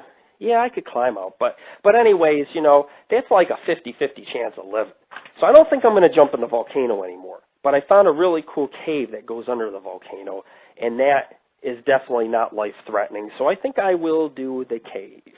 So we got a lot of plans out west, you know, and I don't know what my plans are for the future. I can tell you right now I'd like to do California for about 5 to 10 years. Then I might retire up in Oregon. Here I am talking retirement like I'm goddamn fucking old. But you know what? Honestly, I am pretty banged up, and that's probably why I'm taking a few months off. I'm tired, you know. I spent 21 miles hiking in Savannah. Drug dealers coming up to me, gangs. You know, my life's on the line when I do this. And I'm very lucky to be alive because I've done a lot of dangerous shit this year. I've done a lot of life-threatening shit. And, you know, more so than other years, this has been one of the most life-threatening years doing this work. Shot at, chased, I had 2 guys block me months ago. 2 guys stood in a road and blocked me down on a dead end one night. And I told him, I said, I revved up the truck and I fucking almost ran him over. You want to block me in a road? I'll fucking run your ass over. And I won't say nothing. I ain't going to turn myself in. You blocked me in the road, you asked for the trouble. But that's the way these fucking people are down here in Florida. You know, you go down these back roads, these people are drunk, and they want to fucking fight. They want to pull out their gun, they want to fucking shoot you. There's no civilization, or I should say there's no utopia in Florida. These people, you know, they come down here, and a lot of them are just not right. And they're not kind to paranormal investigators. They're not kind to urban explorers. They are not good people. You know, they spend their lives in the backwoods. They drink. They got farms, and it's just, you just can't be down here in Florida. And I realize that, and I'm leaving. You know, I've spent 4 years. I've seen enough. I've seen enough of the crackhead hookers. I've seen enough of the fucking rednecks.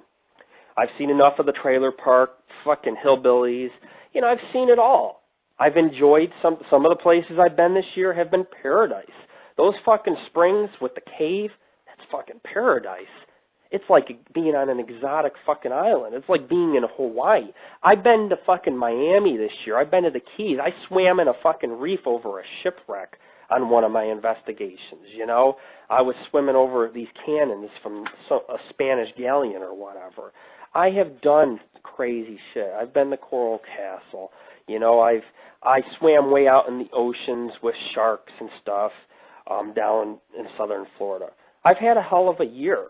This year has been so extreme for me, and so, you know, that's why we tried to wrap up before the end of the new year, because I wanted to take a vacation.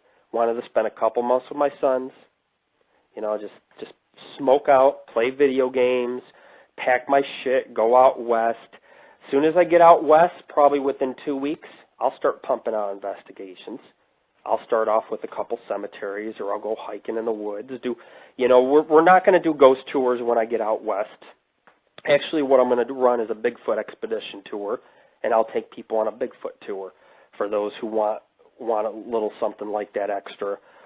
That I will do, because ghost tours are becoming lame. Everybody's doing them to make money. I mean, I've seen 3 ghost tours going on in Savannah, and the one girl was so fucking loud. Fucking, it's like, Jesus Christ, lady, how am I supposed to get any fucking ghosts with you talking? And then this goddamn motherfucker, he's in a goddamn hearse chasing me around in fucking Savannah. He's got a group of people in back giving a tour, and he's revving his fucking car, and he's coming up behind me and stopping and coming, and he's laughing. It's like you want some entertainment for your tour? I'll take my fucking hands, I'll reach in the goddamn window, I'll pull you out, punch you in the fucking nose, and then those people will think it's part of the fucking tour.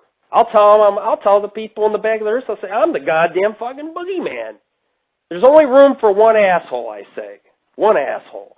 Of course, UER tries to, you know, they try to be an asshole towards us. You know, we got this King Flasher guy, and someone tipped me off of who he is.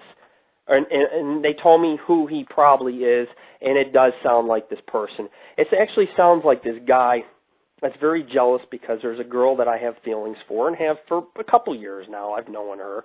And, you know, the guy's very jealous because he used to date her, but she's interested in me. But we're just friends. It's not like, you know, it's not like we're going to sit there and we're going to fucking, I mean, get all into the fucking kinky lifestyle and say, hey, baby, let's fuck on the beach right now, you know. It's just we're friends, you know. She likes the work I do. We haven't talked in a while.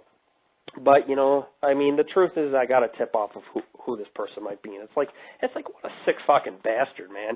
If a girl doesn't want nothing to do with you, she's interested in somebody else, let it fucking go. Jesus Christ. Madonna mia, as I say in Italian, you know.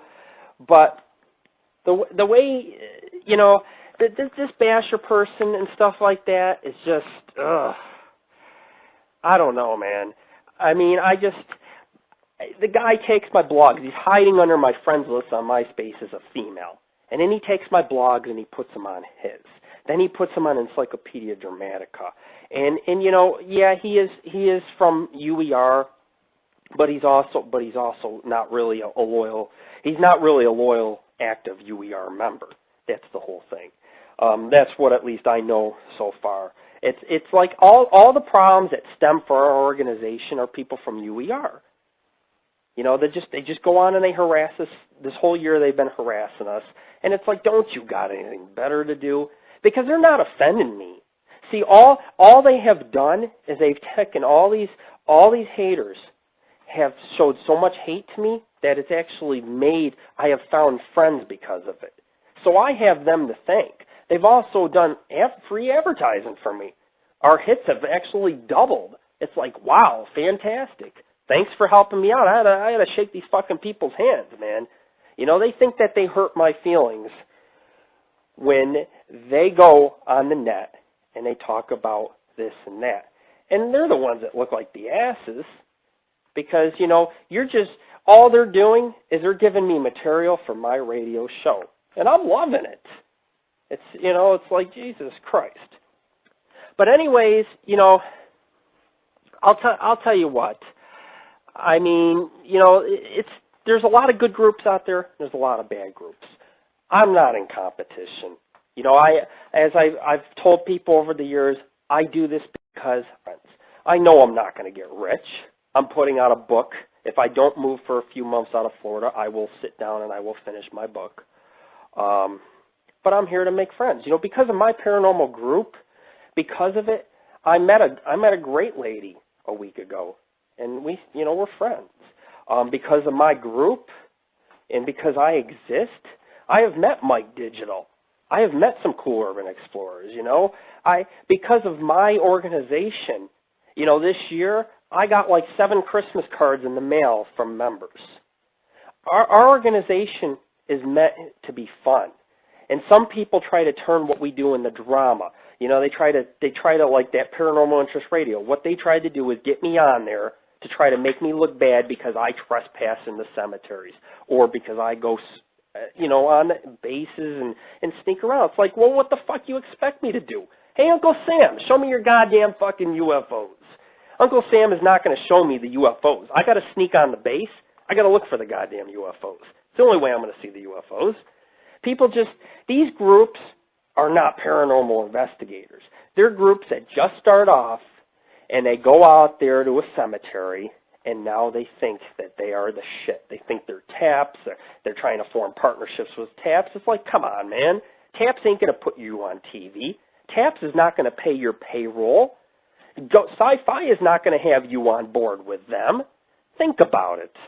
You know, what I do because I enjoy to spend time with people. My lead investigator had been with me for 5 years. His name is Jason, you know, and he wears a hearing aid because he's deaf, but he can hear with the hearing aid because as a child he was born deaf and then he got hit by a car, so he can't hear that well. But he's done 5 years of investigations. He actually moved back home because he was having family problems, but he lived with me for a few years in Florida. And he did a lot of hiking. He did a lot of paranormal investigations. And, you know, some of the best moments of my life were spent with him. I mean, we smoked bowls and joints in cemeteries. We smoked sitting on benches out in lagoons. And we had such a great time. And that's why I do this. I don't care if people don't believe in the evidence I put up.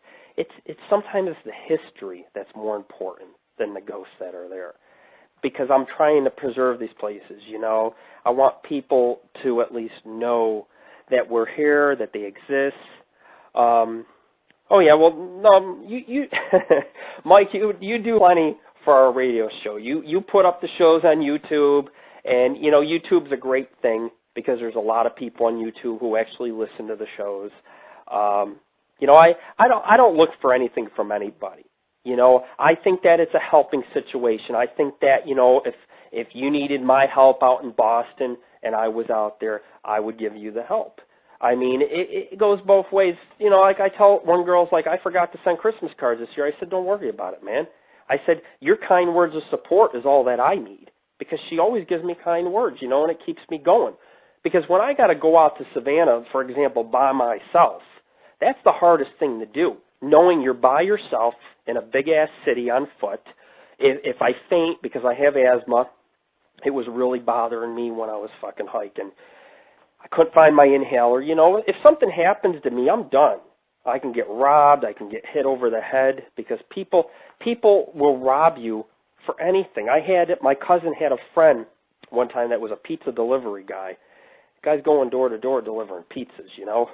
Well, the guy had $10 in his pocket. 3 punks took a baseball bat, and they crushed his fucking skull, killed him. He was just delivering pizzas. The guy wasn't doing nothing wrong. For $10 fucking dollars, not even $8. They skull fucked him for $8. And you know, I realize when I'm out there on the streets in Savannah, and you know these guys are fucking. Some guy came up to me on his bicycle, tried to start a fight with me. I'm thinking to myself, go ahead, start a fucking fight. I cannot hesitate with people. You know, you can't take that chance. The streets are dangerous. And the work that I do, I don't have a huge team. I go out there by myself. I go exploring and I go investigating. And, you know, I have to be careful. So it's very, you know, all you got is your friends that believe in you and support you. Because if you don't got those, you got nothing. You know, you go out there in the woods, that's the first thing that I think about is does somebody believe in what I'm doing? Because if I'm going to fight off some wolf that's attacking me, or I got a black bear that's rabid and ready to fucking claw me, you know, in my head I got to think, is this worthwhile? And it is. It is, as long as people continue to support us and be our fans. But I'll tell you what, you know, it's people just will kill you over anything. And that's why, you know, I hate living down south. The South is very bad. A lot of bad neighborhoods. I don't care what town you go to. It's always a bad neighborhood. It's more bad than good. You get one street that's good, and you get 20 streets that are bad. And I've seen a lot. You know, I've broken down in bad neighborhoods on investigations. You know, and I've had a lot of trouble. Luckily, I knock on wood. I survived. I'm okay. We're done with investigations. We'll start fresh out in California. You know, right now we're about to be in 2 books this year. We're actually 2 authors. 2 very well-known authors actually have put me in their books. I appreciate that, because with my guild, I'll be able to sell their books right from my site. And I don't mind selling their books. You know, it's like if I'm in your book, I'll sell your book for you. You know, I'm far from a greedy guy. And you know, these hate groups, they try to make it, they think that I'm making all this money and I'm frauding the public. It's like, give me a fucking break, man. I'm out. How can I fraud the public? I'm paying for the site. I'm self-funded going on these trips. If I get 5 members who donate $10, $20 a piece, that's enough to cover maybe a gas for a trip. You know, if I go like to Savannah, my bus ticket's paid for, and they enjoy it. They get to see it on the site. And people see that I do the traveling, so they know what the money's going for. They know it's not going for weed. They know it's not going for beer. It's going towards the trip. All the extras I get on my own. I mean, you know, you have to really, I mean, when you sit down, you know, and you do this, you have every right to relax. You have every right to go out there and enjoy doing it. And if people want to judge, let them judge. I know because of who I am, I've lost out on a lot of things. I was supposed to do a TV show this year, actually a national one of a haunted hotel. And it's not that producers don't want me, because believe me, producers want me on their TV program because I'm the real deal. I'm not going to fucking feed the public with bullshit. I'm not. But they can't find a time slot for me. Like, the producers want me, but then it's like all these other ghost groups got these time slots filled. Like, for example, Ghost Hunters is on all the time. You know, it's like how, you know, you're not going to get on with Sci-Fi for something like that because they already got a program. Just like the Learning Channel, they're getting these ghost programs. So it's like they can't fit us in. So I was supposed to do I had actually 2 television show offers, and one was going to be a pilot. It was going to be a series, just like Ghost Hunters, and they wanted me. Now, I sent the guy the footage. He said it's hilarious, but he said it's good fucking footage. He said, I like the video. I like your style. I want you on TV. And you know, all these groups that go around, these hate groups putting us down, it's like, you're fucking wrong about us, man. Because producers do want us. We're in books. We're in newspapers. We're somebody that's been around for years. This is not some group that started in 2006. We've been doing this for years. And you can go back and you can go to our site, click the investigation archives. You'll see that we've done almost 700 places. We got 800 investigations. And I mean, we got over 50,000 photos. And you know, I'm the main photographer for my group. When we have other investigators, they will help me. Sometimes they get cocky and they don't want to give me their pictures, which I don't know what goes through their head, because it's like, you're getting credit for them. I'm not making money off them. But if you don't give me your pictures, nobody's going to know that you were there. Nobody's going to know that you actually helped out our group. But you know, yeah, actually you're right. 9 o'clock is better. It's just very hard for me to do an early show. That's why the show was early, because it was a weekend. Actually, I will probably start doing early shows from now on. My whole schedule has changed. My kids are going back to school in a few days. And, you know, I think that a lot of people had wrote me and said they wanted an earlier show, too. And so I probably will go with that. Me, you know, I'm a night owl. There are some nights I stay up all night long. So it's like, for me, I don't have a set schedule. You know, last night I went out. I was rolling dice. It's the Las Vegas that's in me. I was rolling dice, and I played my 2 friends. They're really good at cards and dice, you know. And they teach me this dice game, you know, and it's a really cool. It's like a Las Vegas type of game. And I'm rolling the fucking dice, and I almost beat them the first time, and they were getting a little scared. They're like, come on, we play dice all the time. I said, you know what? I said, I play to fucking win. So we're sitting there, you know, and I roll the dice again, and I play another game, and I kick their ass, like 10,000 points to 1,000 points. So then they didn't want to no more, you know. I said, I told you I play to win. So then the guy's sitting there, he's drinking beers, you know. You don't know what I do for a living. I don't tell a lot of people what I do for a living. It scares people away. They're like, oh, you're a fucking freak. You're a UFO fucking chaser, you know. Guy starts talking about aliens and outer space and theories. And he's onto something, and he says to me, Rick, you have no idea. I'm laughing to myself. I'm like, I have no idea, huh?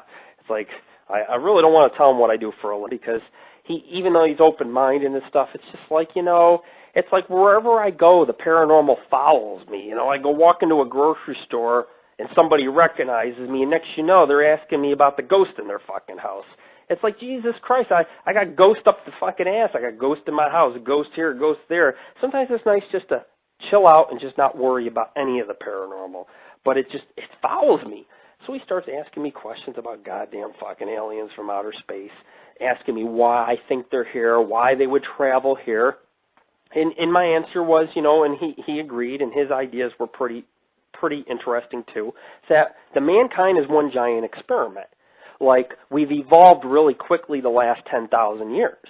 But of course, you know, 10,000 years ago, we were supposed to be supposedly, you know, ape men, which I have a hard time believing that in my past life, I was a goddamn orangutan. I don't want to fucking believe that I was in a tree eating fucking bananas. I don't know about you, but I don't want to believe that I'm a fucking orangutan, all right? That's just like downgrading. It's like, well, you know, back then, 10 years ago, I was a fucking orangutan, and now I'm a human being that talks, walks, fucks, and does everything. So, anyways, you know, we were talking about it, and he is right. It's like for a while, in the Egyptian times, they visited. Then they disappeared. There was no UFO or alien sightings. When the atomic bomb went off, from that point on, and from Roswell, when Roswell happened after the atomic bomb, UFO sightings increased to a daily thing across the world. The UFO reports, the UFO pictures, the abductees, the conspiracies, the government projects, Project Blue Book, Philadelphia experiment, all these weird experiments, strange government craft, government testing a craft at Area 51, all this shit went on. And, you know, now it's getting worse. I mean, the astronauts are coming forth saying they're seeing UFOs in space. The pilots are claiming that they see UFOs along their fucking wing flying. This shit's fucking, something's going on. And we're talking, and he says, well, maybe the aliens visited here 10,000 years ago, and they planted something here, or they're looking for something. And they came here looking for something. We just don't know what. And maybe they did something, and they've come back to see what exactly they did. It's like what exactly did they do? Did they alter mankind, and now they want to see how much more advanced we are? Maybe we're got to be one experiment. And then you look at other things too, and people just humans get so cocky on Earth. They think well, we're we're powerful, we're tough. It's like, you ain't shit in this fucking universe. Our sun could explode. This Earth would be swallowed up. An asteroid can hit us. You're going to die. You're not going to live through a fucking asteroid impact. That asteroid's going to hit the ocean, and it's going to throw up a 2,000-foot tsunami, and it's going to swallow you. You will be crushed. You will die. And the best way to die is to throw your fucking hands up and say, take me, motherfucker, because that's all you might as well do. Because you're not going to be able to go and start hiding up in a bunker. You're not going to be saved. The politicians might save themselves. They're going to go 500 feet underground in an elevator. They're going to lock themselves in with their rations for 10, 20 years. They're going to avoid the fallout, but you're not going to be able to avoid it. This universe is very large. You have billions of stars, billions of planets, billions of galaxies, and UFO life, it exists. People don't want to admit it. They want to think we're the only ones. But now scientists say there's 250 water-like planets. So on those planets, think about it. Is there fish on those planets? Is there another race similar to human beings? Is there more advanced species? And these people that are so ignorant, they laugh at it. And it's like, this is fucking science, man. This has nothing to do with God. It comes down to, we live in a galaxy with millions of stars. Then you go outside the galaxy, you got another million fucking galaxies with millions and billions of stars. And so we're one giant experiment. Something's, the gene pool has been altered. Mankind has more defects than any other species. And, I'll tell you what. The whole thing about mankind is that it's going to end. People don't realize it. You got to be good to each other. You may not see it in your lifetime. You may live the next 80 years. But in many lifetimes down the road, this planet will not be here. A virus will wipe us out. An asteroid will hit. We may end up killing each other, starving each other. The world will fall into chaos. It's just like New Orleans. One little disaster happens. You got these guys raping women over at these shelters. And you know what? Not one fucking guy stood up to these rapists. If I seen the guy fucking raping the woman, I'd take that fucker outside. I'd behead him. I'd be like, I'm executing you. That's what I would be like. I'd be like, I am the fucking law. I'm your judge, jury, and executioner. But no, these people let it fucking go on. Because mankind panics. That's why the government will not tell anybody if an asteroid's coming. Because this world will panic. People will kill each other, rob each other, rape each other. There's no utopia in society. And as a Ghostbuster going out there, I see a lot of evil things in the middle of the night going on. I see fights. I see prostitutes. I see it all. I see more than the cops see. Because I'm out there at night. And I see these things going on. But, I hope that everybody has enjoyed the show. We haven't had any callers. Sometimes I think some people get a little bit of shy.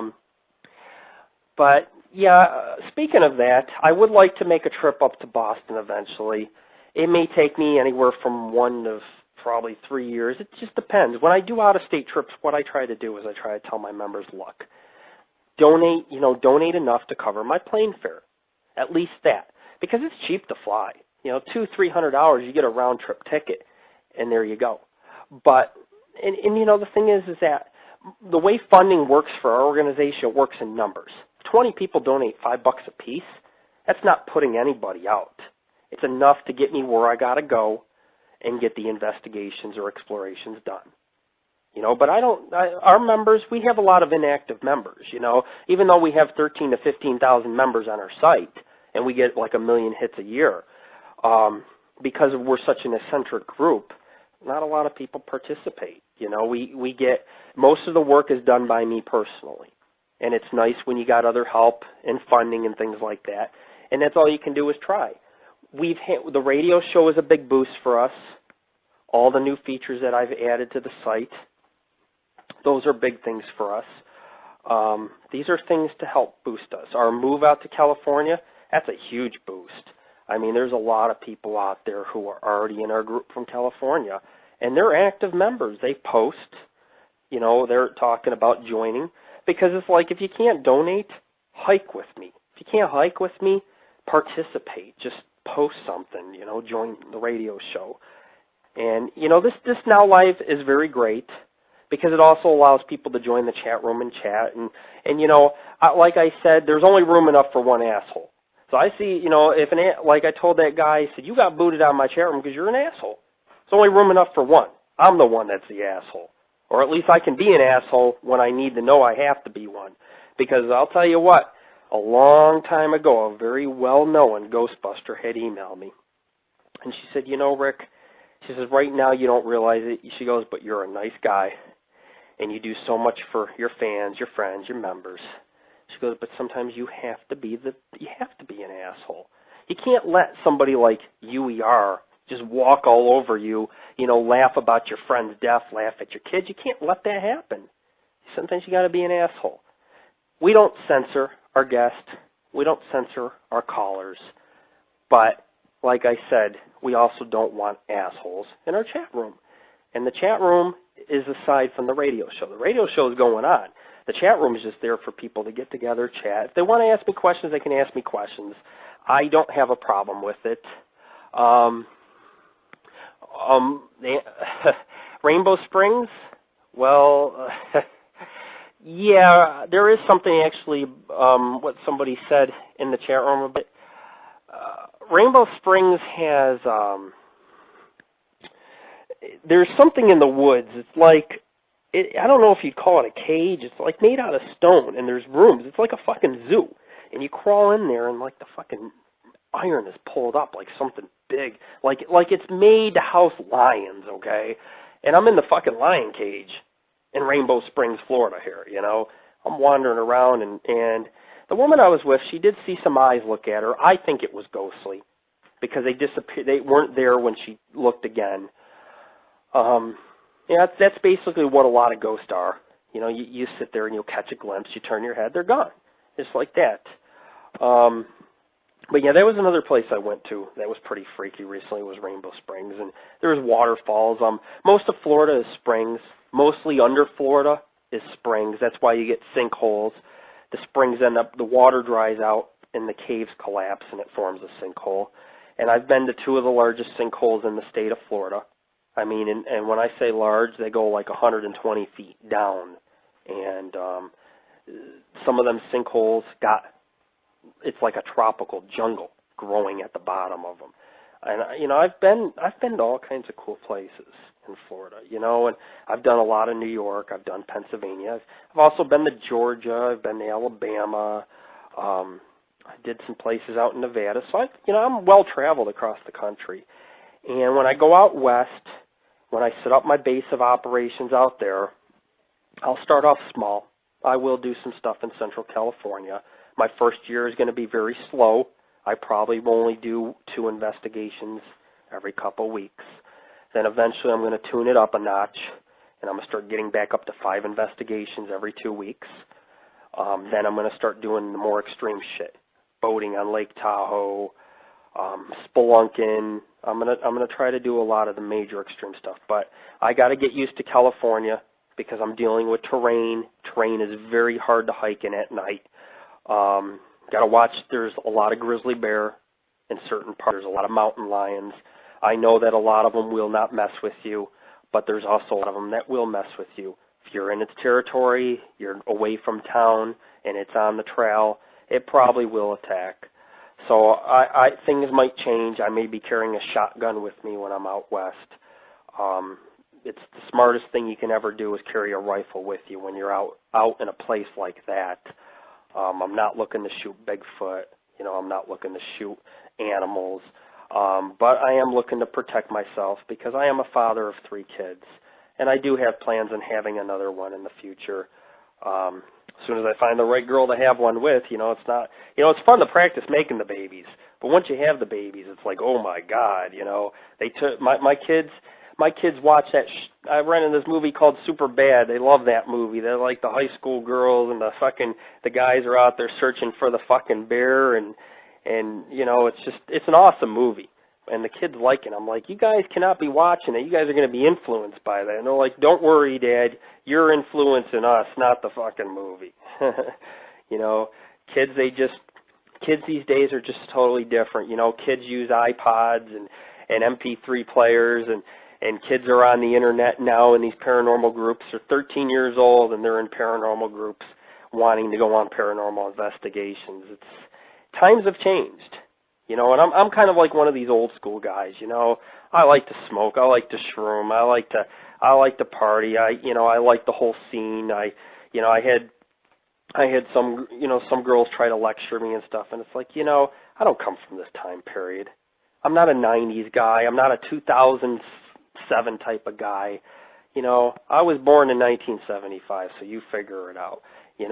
I grew up, my parents were fucking hippies, man, and I grew up in that lifestyle. I grew up in an open household, and I'm a very open paranormal investigator. I'm not some guy, like that Mike Stickley that wears his fucking cowboy hat and acts all rednecky and is like, preaching on how we're bad. It's like we're not bad. We're a great group of paranormal members, and we're a great paranormal organization. We're always going to help people. We're here to make friends. I will talk to anybody. Make sure you check out our site at www.paranormalghostsociety.org. I think I'm going to close up the show. I don't want to let it run too long. I think I covered everything for the new year. I'm going to pretty much be a recluse. I may not be online for the next week or two because I think that my DSL is going to be down.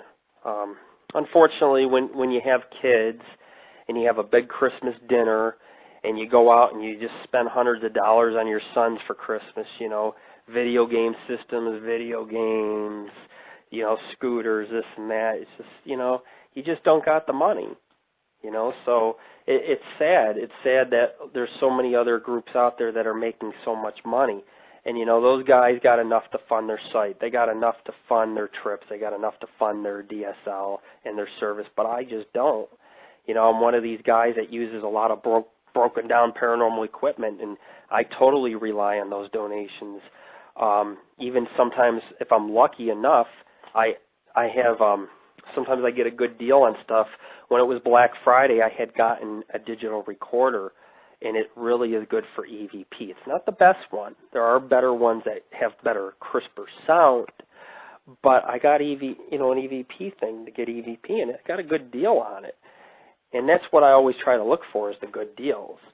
And it's not, and we got this other group in Florida, and, they're all fancy. They investigated for us, and then there was a conflict, apparently, because now they ended up not showing to the Tampa Bay trip, and the girlfriend ended up bitching me out saying, our uniforms are not to hike, our uniforms are to investigate. Well, excuse me, how the fuck are we supposed to get to the ghost town? We're supposed to get on my goddamn tricycle and fucking go to the ghost town? You have to hike to the ghost town to get to the ghost town. Don't wear the goddamn uniforms if you know we're hiking. So, his girlfriend bitched me out, and they quit the fucking team, and they're all about the glamour, My digital recorder is $300. My EMF detector is $100. My uniforms are $50. I don't give a fuck. I use what I got. If I use beat-up flashlights, I use beat-up flashlights. If I use a broken EMF detector, I use a broken EMF detector. I'm not out there to impress. I've done some investigations in my goddamn pajamas. I did a cemetery barefoot a few months ago. Me and my son went out of town. I had no investigators. My feet were fucking soaking wet. I couldn't take it no more. I walked around the cemetery barefoot. What's the ghost going to do? What's the worst they're going to do? They're not going to like to look at my feet or something? You know, we're different from other groups. You know, we keep things simple. You know, 420, high times, good times in the cemetery, good times investigating.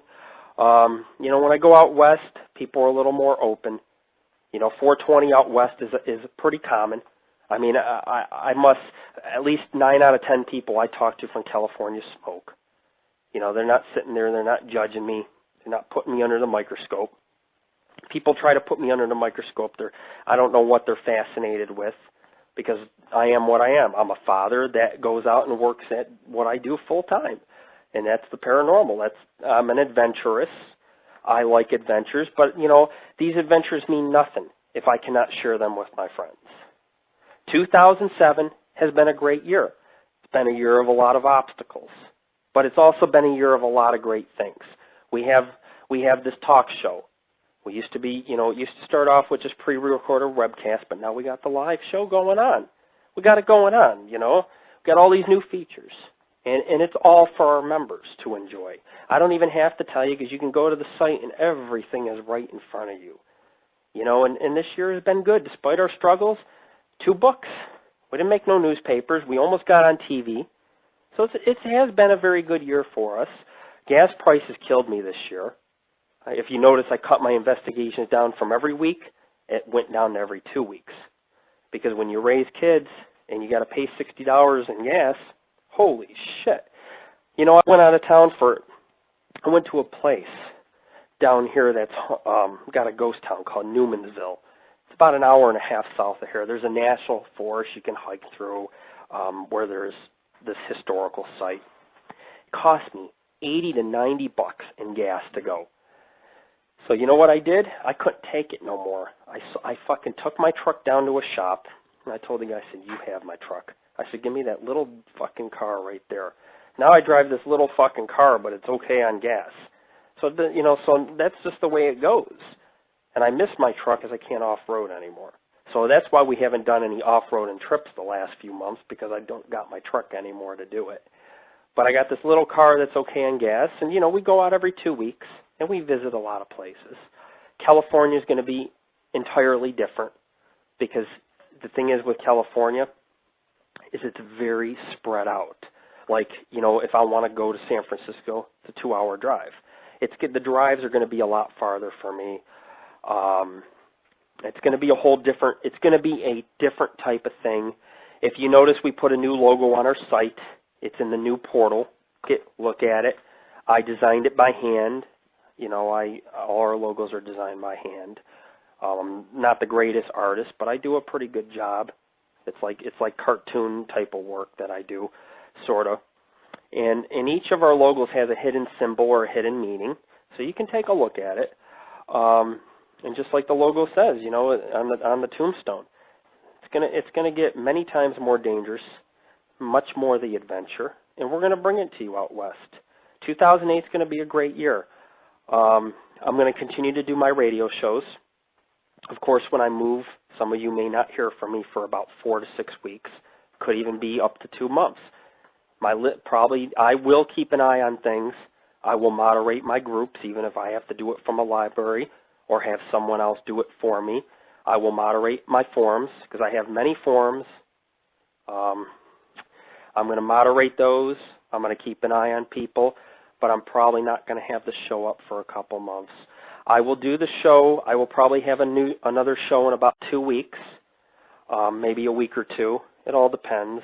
But I'm getting ready for my move, and I'm going to probably go to 2-3 sites in Florida to celebrate.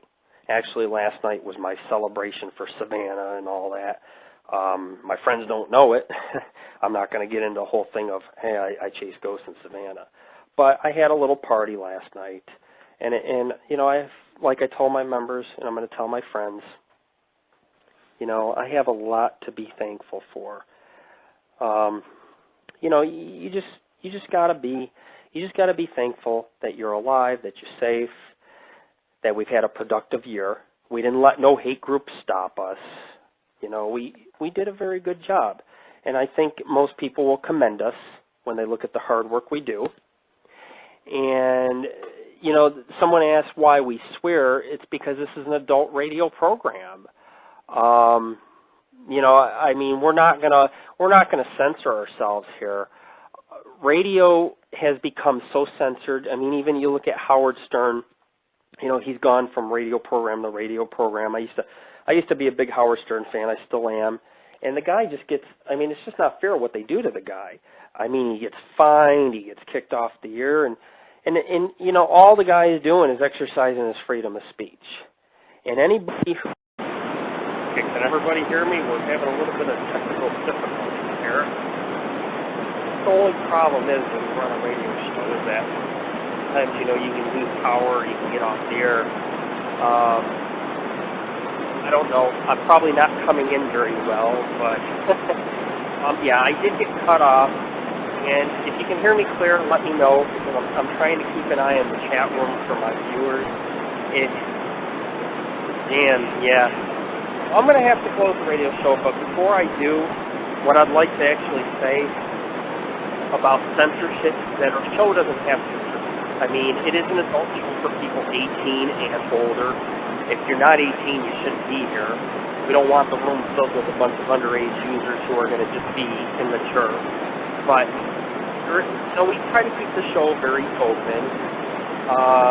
I know there's a lot of static. It's actually not a problem on my end. It's a problem on their end. I don't know what that's about. I will join the chat. I will join the chat in just a few moments. I'm going to go ahead. I'm going to actually close the show up. I'm going to play a tune. And then pretty much will end the show. I'd like to say to everybody, have a safe and Happy New Year. Remember not to drink and drive. I know that there's a lot of people out there who, you know, they get behind the wheel and they just don't call a cab. They don't get a ride home. When I got drunk yesterday and I smoked out, I actually got a ride home. I played it safe. You know, I didn't get behind the wheel or anything like that. So I'd like to wish everybody a Happy New Year. Cheers to, well, coming up to another great year in 2008. If anybody has any more questions before I close out, just feel free to ask. And if anybody wants to donate a phone, I could definitely use a phone. The reason why the radio show actually cut out is because my phone had cut out. I have a very old phone. And that's how we do our radio show. We do it by telephone. It's a lot easier than, I could actually do the show by microphone. Goodbye. Okay, I'm back live. The show had gotten cut off. I wanted to apologize to those that were in the chat room. Actually, let me explain what happened. Is, you see, what we do is we actually use our phone to connect to the show. And my phone had died, so I ended up grabbing my cell phone to call in. Well, because I got disconnected when I called on a cell phone, now Live had actually cut me off because I was no longer the host. I was actually like a member calling in. So it actually had cut me out on my own show. And so I had to reset up the chat room just now and recall in. So I'm good for at least a few minutes. I'm going to be closing out the show. Of course I'm back. You know, some people call me paranormal. Maybe I am. I don't know. It never matters if the show gets cut off, because even if it gets cut off, I can always call right back in. And, you know, it's not like we're on NBC here, you know, where I got to say, hold, folks, we're having some fucking technical difficulties in the studio. But anyways, what I wanted to say before I close up the show is, yes, the show is no censorship. There's nothing illegal about swearing. We have a disclaimer where if you're 18 and older, you cannot join the show. So, you know, we're fully legal, our show. You know, we're not gonna throw out discriminatory remarks about racism or anything like that, but we will speak our mind, which makes our show fully legal. I like to exercise my use of freedom of speech, just like I like to hold a joint in a cemetery. It's like nobody's going to tell me what to do. It's my body. I'm going to do what I want to do. But, I like to be a free spirit, and that's what makes me different from other founders is because I'm not going to come around. I'm not going to tell you people you need to act like saints. I respect you for you. If you want to be yourself, you be yourself. I'm going to be myself in my work. If I'm happy drinking a glass of wine in a cemetery, which I don't do because I'm more of a toker than a drinker, but I'll tell you what, if I want to sit there on a tombstone with a joint, if that's what makes me happy, do it. Because you only get one life. That is something to think about. But, there's going to be always a lot of people that despise this show because, the swearing is going to hurt their virgin ears. And, fuck. It really doesn't matter. A word is a word, man, and you should be able to speak your mind the way you want to. That doesn't give people the right to mistreat others. And I do have a message that I want to get across, is that, 2008 is coming around. It's time for some of you people out there who have done us wrong. You need to start thinking about what you're doing, man, because it's a new year, and you have a choice to make. You can choose to be a friend, or you can choose to just carry on this drama. Because even if you carry it on, I'm not going to stop being me. I'm not going to stop doing what I do. It's just the way it is that respect is given when it's deserved, and if people don't have respect for a guy that sleeps on the streets during his investigations, something's wrong with them. Because it's, you got to respect somebody that works as hard as I do. If I work 40 hours a week at this, I'm putting my time in for a bunch of people on the internet, and that deserves respect. And anybody who laughs at it, they laugh at it because they're jealous. They laugh at it because they're ignorant. And so for all them hate groups, my message to you is the new year.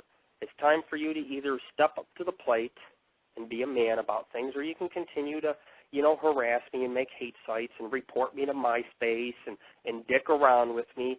But getting my groups deleted, it doesn't change nothing. I own a private forum. I own forums that belong to me. You're not, all you're going to do is nothing. You're not going to accomplish anything by it. It's not going to make me stop going to cemeteries or abandoned places. It's not going to make me stop making friends on the internet. It's not going to make me stop my radio show. I'm not going to stop what I do. And, I'll tell you what, we've got a great group. I met a lot of great people this year. Some of you I've been friends with for a while. And we've accomplished a lot.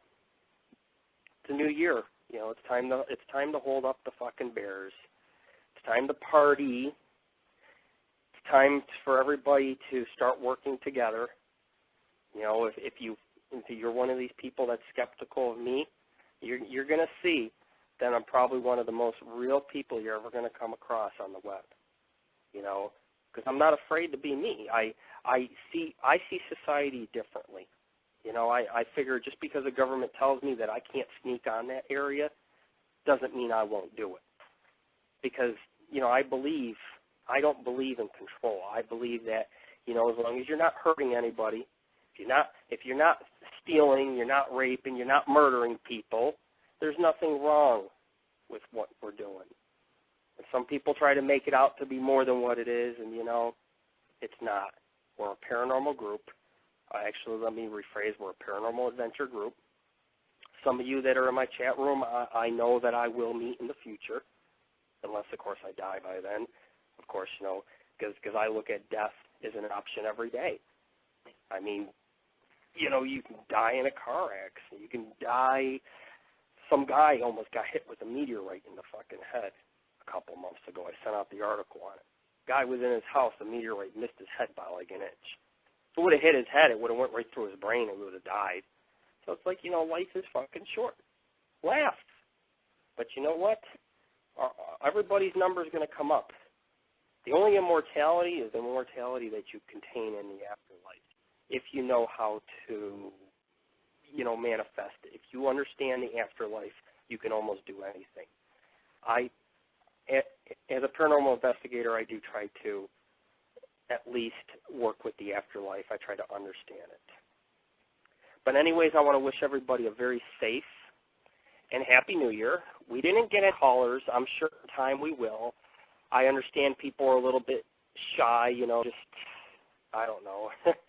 Maybe some people are just afraid to call on the show. Maybe they think I bite. I don't know. But I would like to thank everybody for listening in. I'd like to thank those people who had kind words in the chat room. All of you have been actually fantastic. Last week, the people that came in the chat room, or actually the last couple episodes, were people from that Paranormal Interest Radio, and they came in and started making their rude remarks and shit, and it's like, what the fuck are you doing? Why are you even in my radio show? You don't fucking like me. Why are you in my chat room? If you don't like the guy, don't be in the fucking chat room.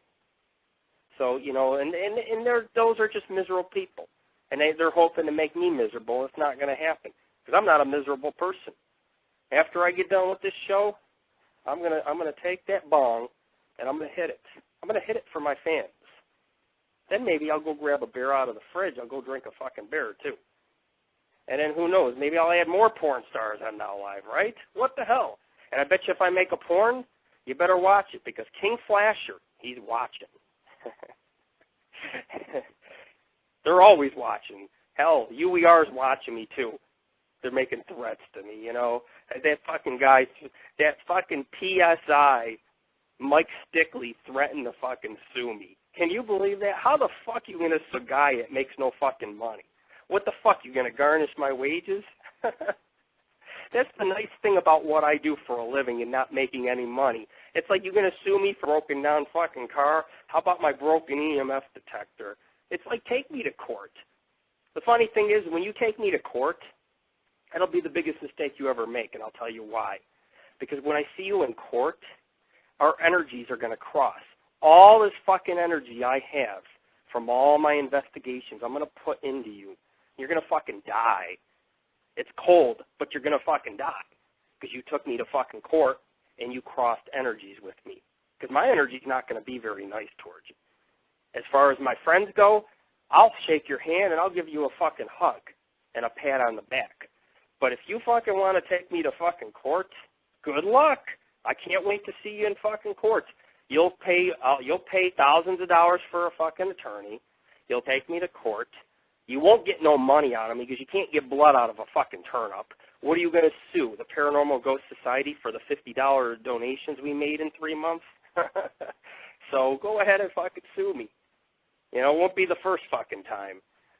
So, this guy Mike Stickley thinks he's going to sue me, and then you go look and you find out the guy is a loser. Doesn't fucking work. It's like, yeah, you're going to afford a fucking attorney to sue me. What are you going to sue me for? Because I put your IP address on our fucking site? It's obtained legally. It's public fucking information. But they're going to sue. And, of course, Lord Rick is supposed to be scared of being sued. Come on. I go in graveyards at night by myself. But, apparently he wants to cross energies, so it's like, you won't be suing me. I'll be leaving you a little gift when we fucking meet. You'll be taking it home with you. Nice little paranormal present for you. So yeah, we get assholes that bother us, and I guess they're just ignorant. They try to throw up the lawyer thing thinking they're going to scare me, and I'm going to tell you, I'm not scared. Because even if I didn't have a website, I'd still be out there exploring. I'd still be out there paranormal investigating. It's a Paranormal Ghost Society. Just because you take us to court or you threaten us with court doesn't mean I'm going to quit visiting cemeteries. I'm going to quit being friends with the friends that I've made. So, people like that just need to get a life, and they need to get a grip. But anyways, we're going to close out the night. I actually have a song I'm going to play, and then I'm going to close the show. Obviously, the show is going to be in 2 segments because it cut off. We will put those shows on YouTube. We will put those shows, archive them on our site. We will make those shows available for other radio show hosts who want to re-air them, as long as they don't mind the adult content, because, this show is an adult show. If anybody has any questions, they can email me. I probably, if I'm possible, I will stay in the chat room a little bit after the show if anybody wants to talk or ask questions. But I'm going to be closing up the show. I think I got some token up and drinking to do. It's been a pleasure, folks, and I wish everybody a very safe, a very happy New Year's. Let's toast to a great 2008. Let's toast to our radio show. It's been a great success this month. It looks like our live show is very successful. We're getting a lot of listeners. Looks like there's more people tonight listening. Thank you, fans. I love you all. Thank you, members. Thank you for those who have helped me put together the show, have put together, just a little bit of everything, helping me on all these projects, submitting Paranormal Place in California, joining our group from California. Thank you, everybody. It's been a fantastic year. I survived. Lord Rick lives, and Lord Rick's going to be living in California soon. So Happy New Year's. And I am signing out. This is Lord Rick of the Angel of Thy Night Paranormal Radio Show.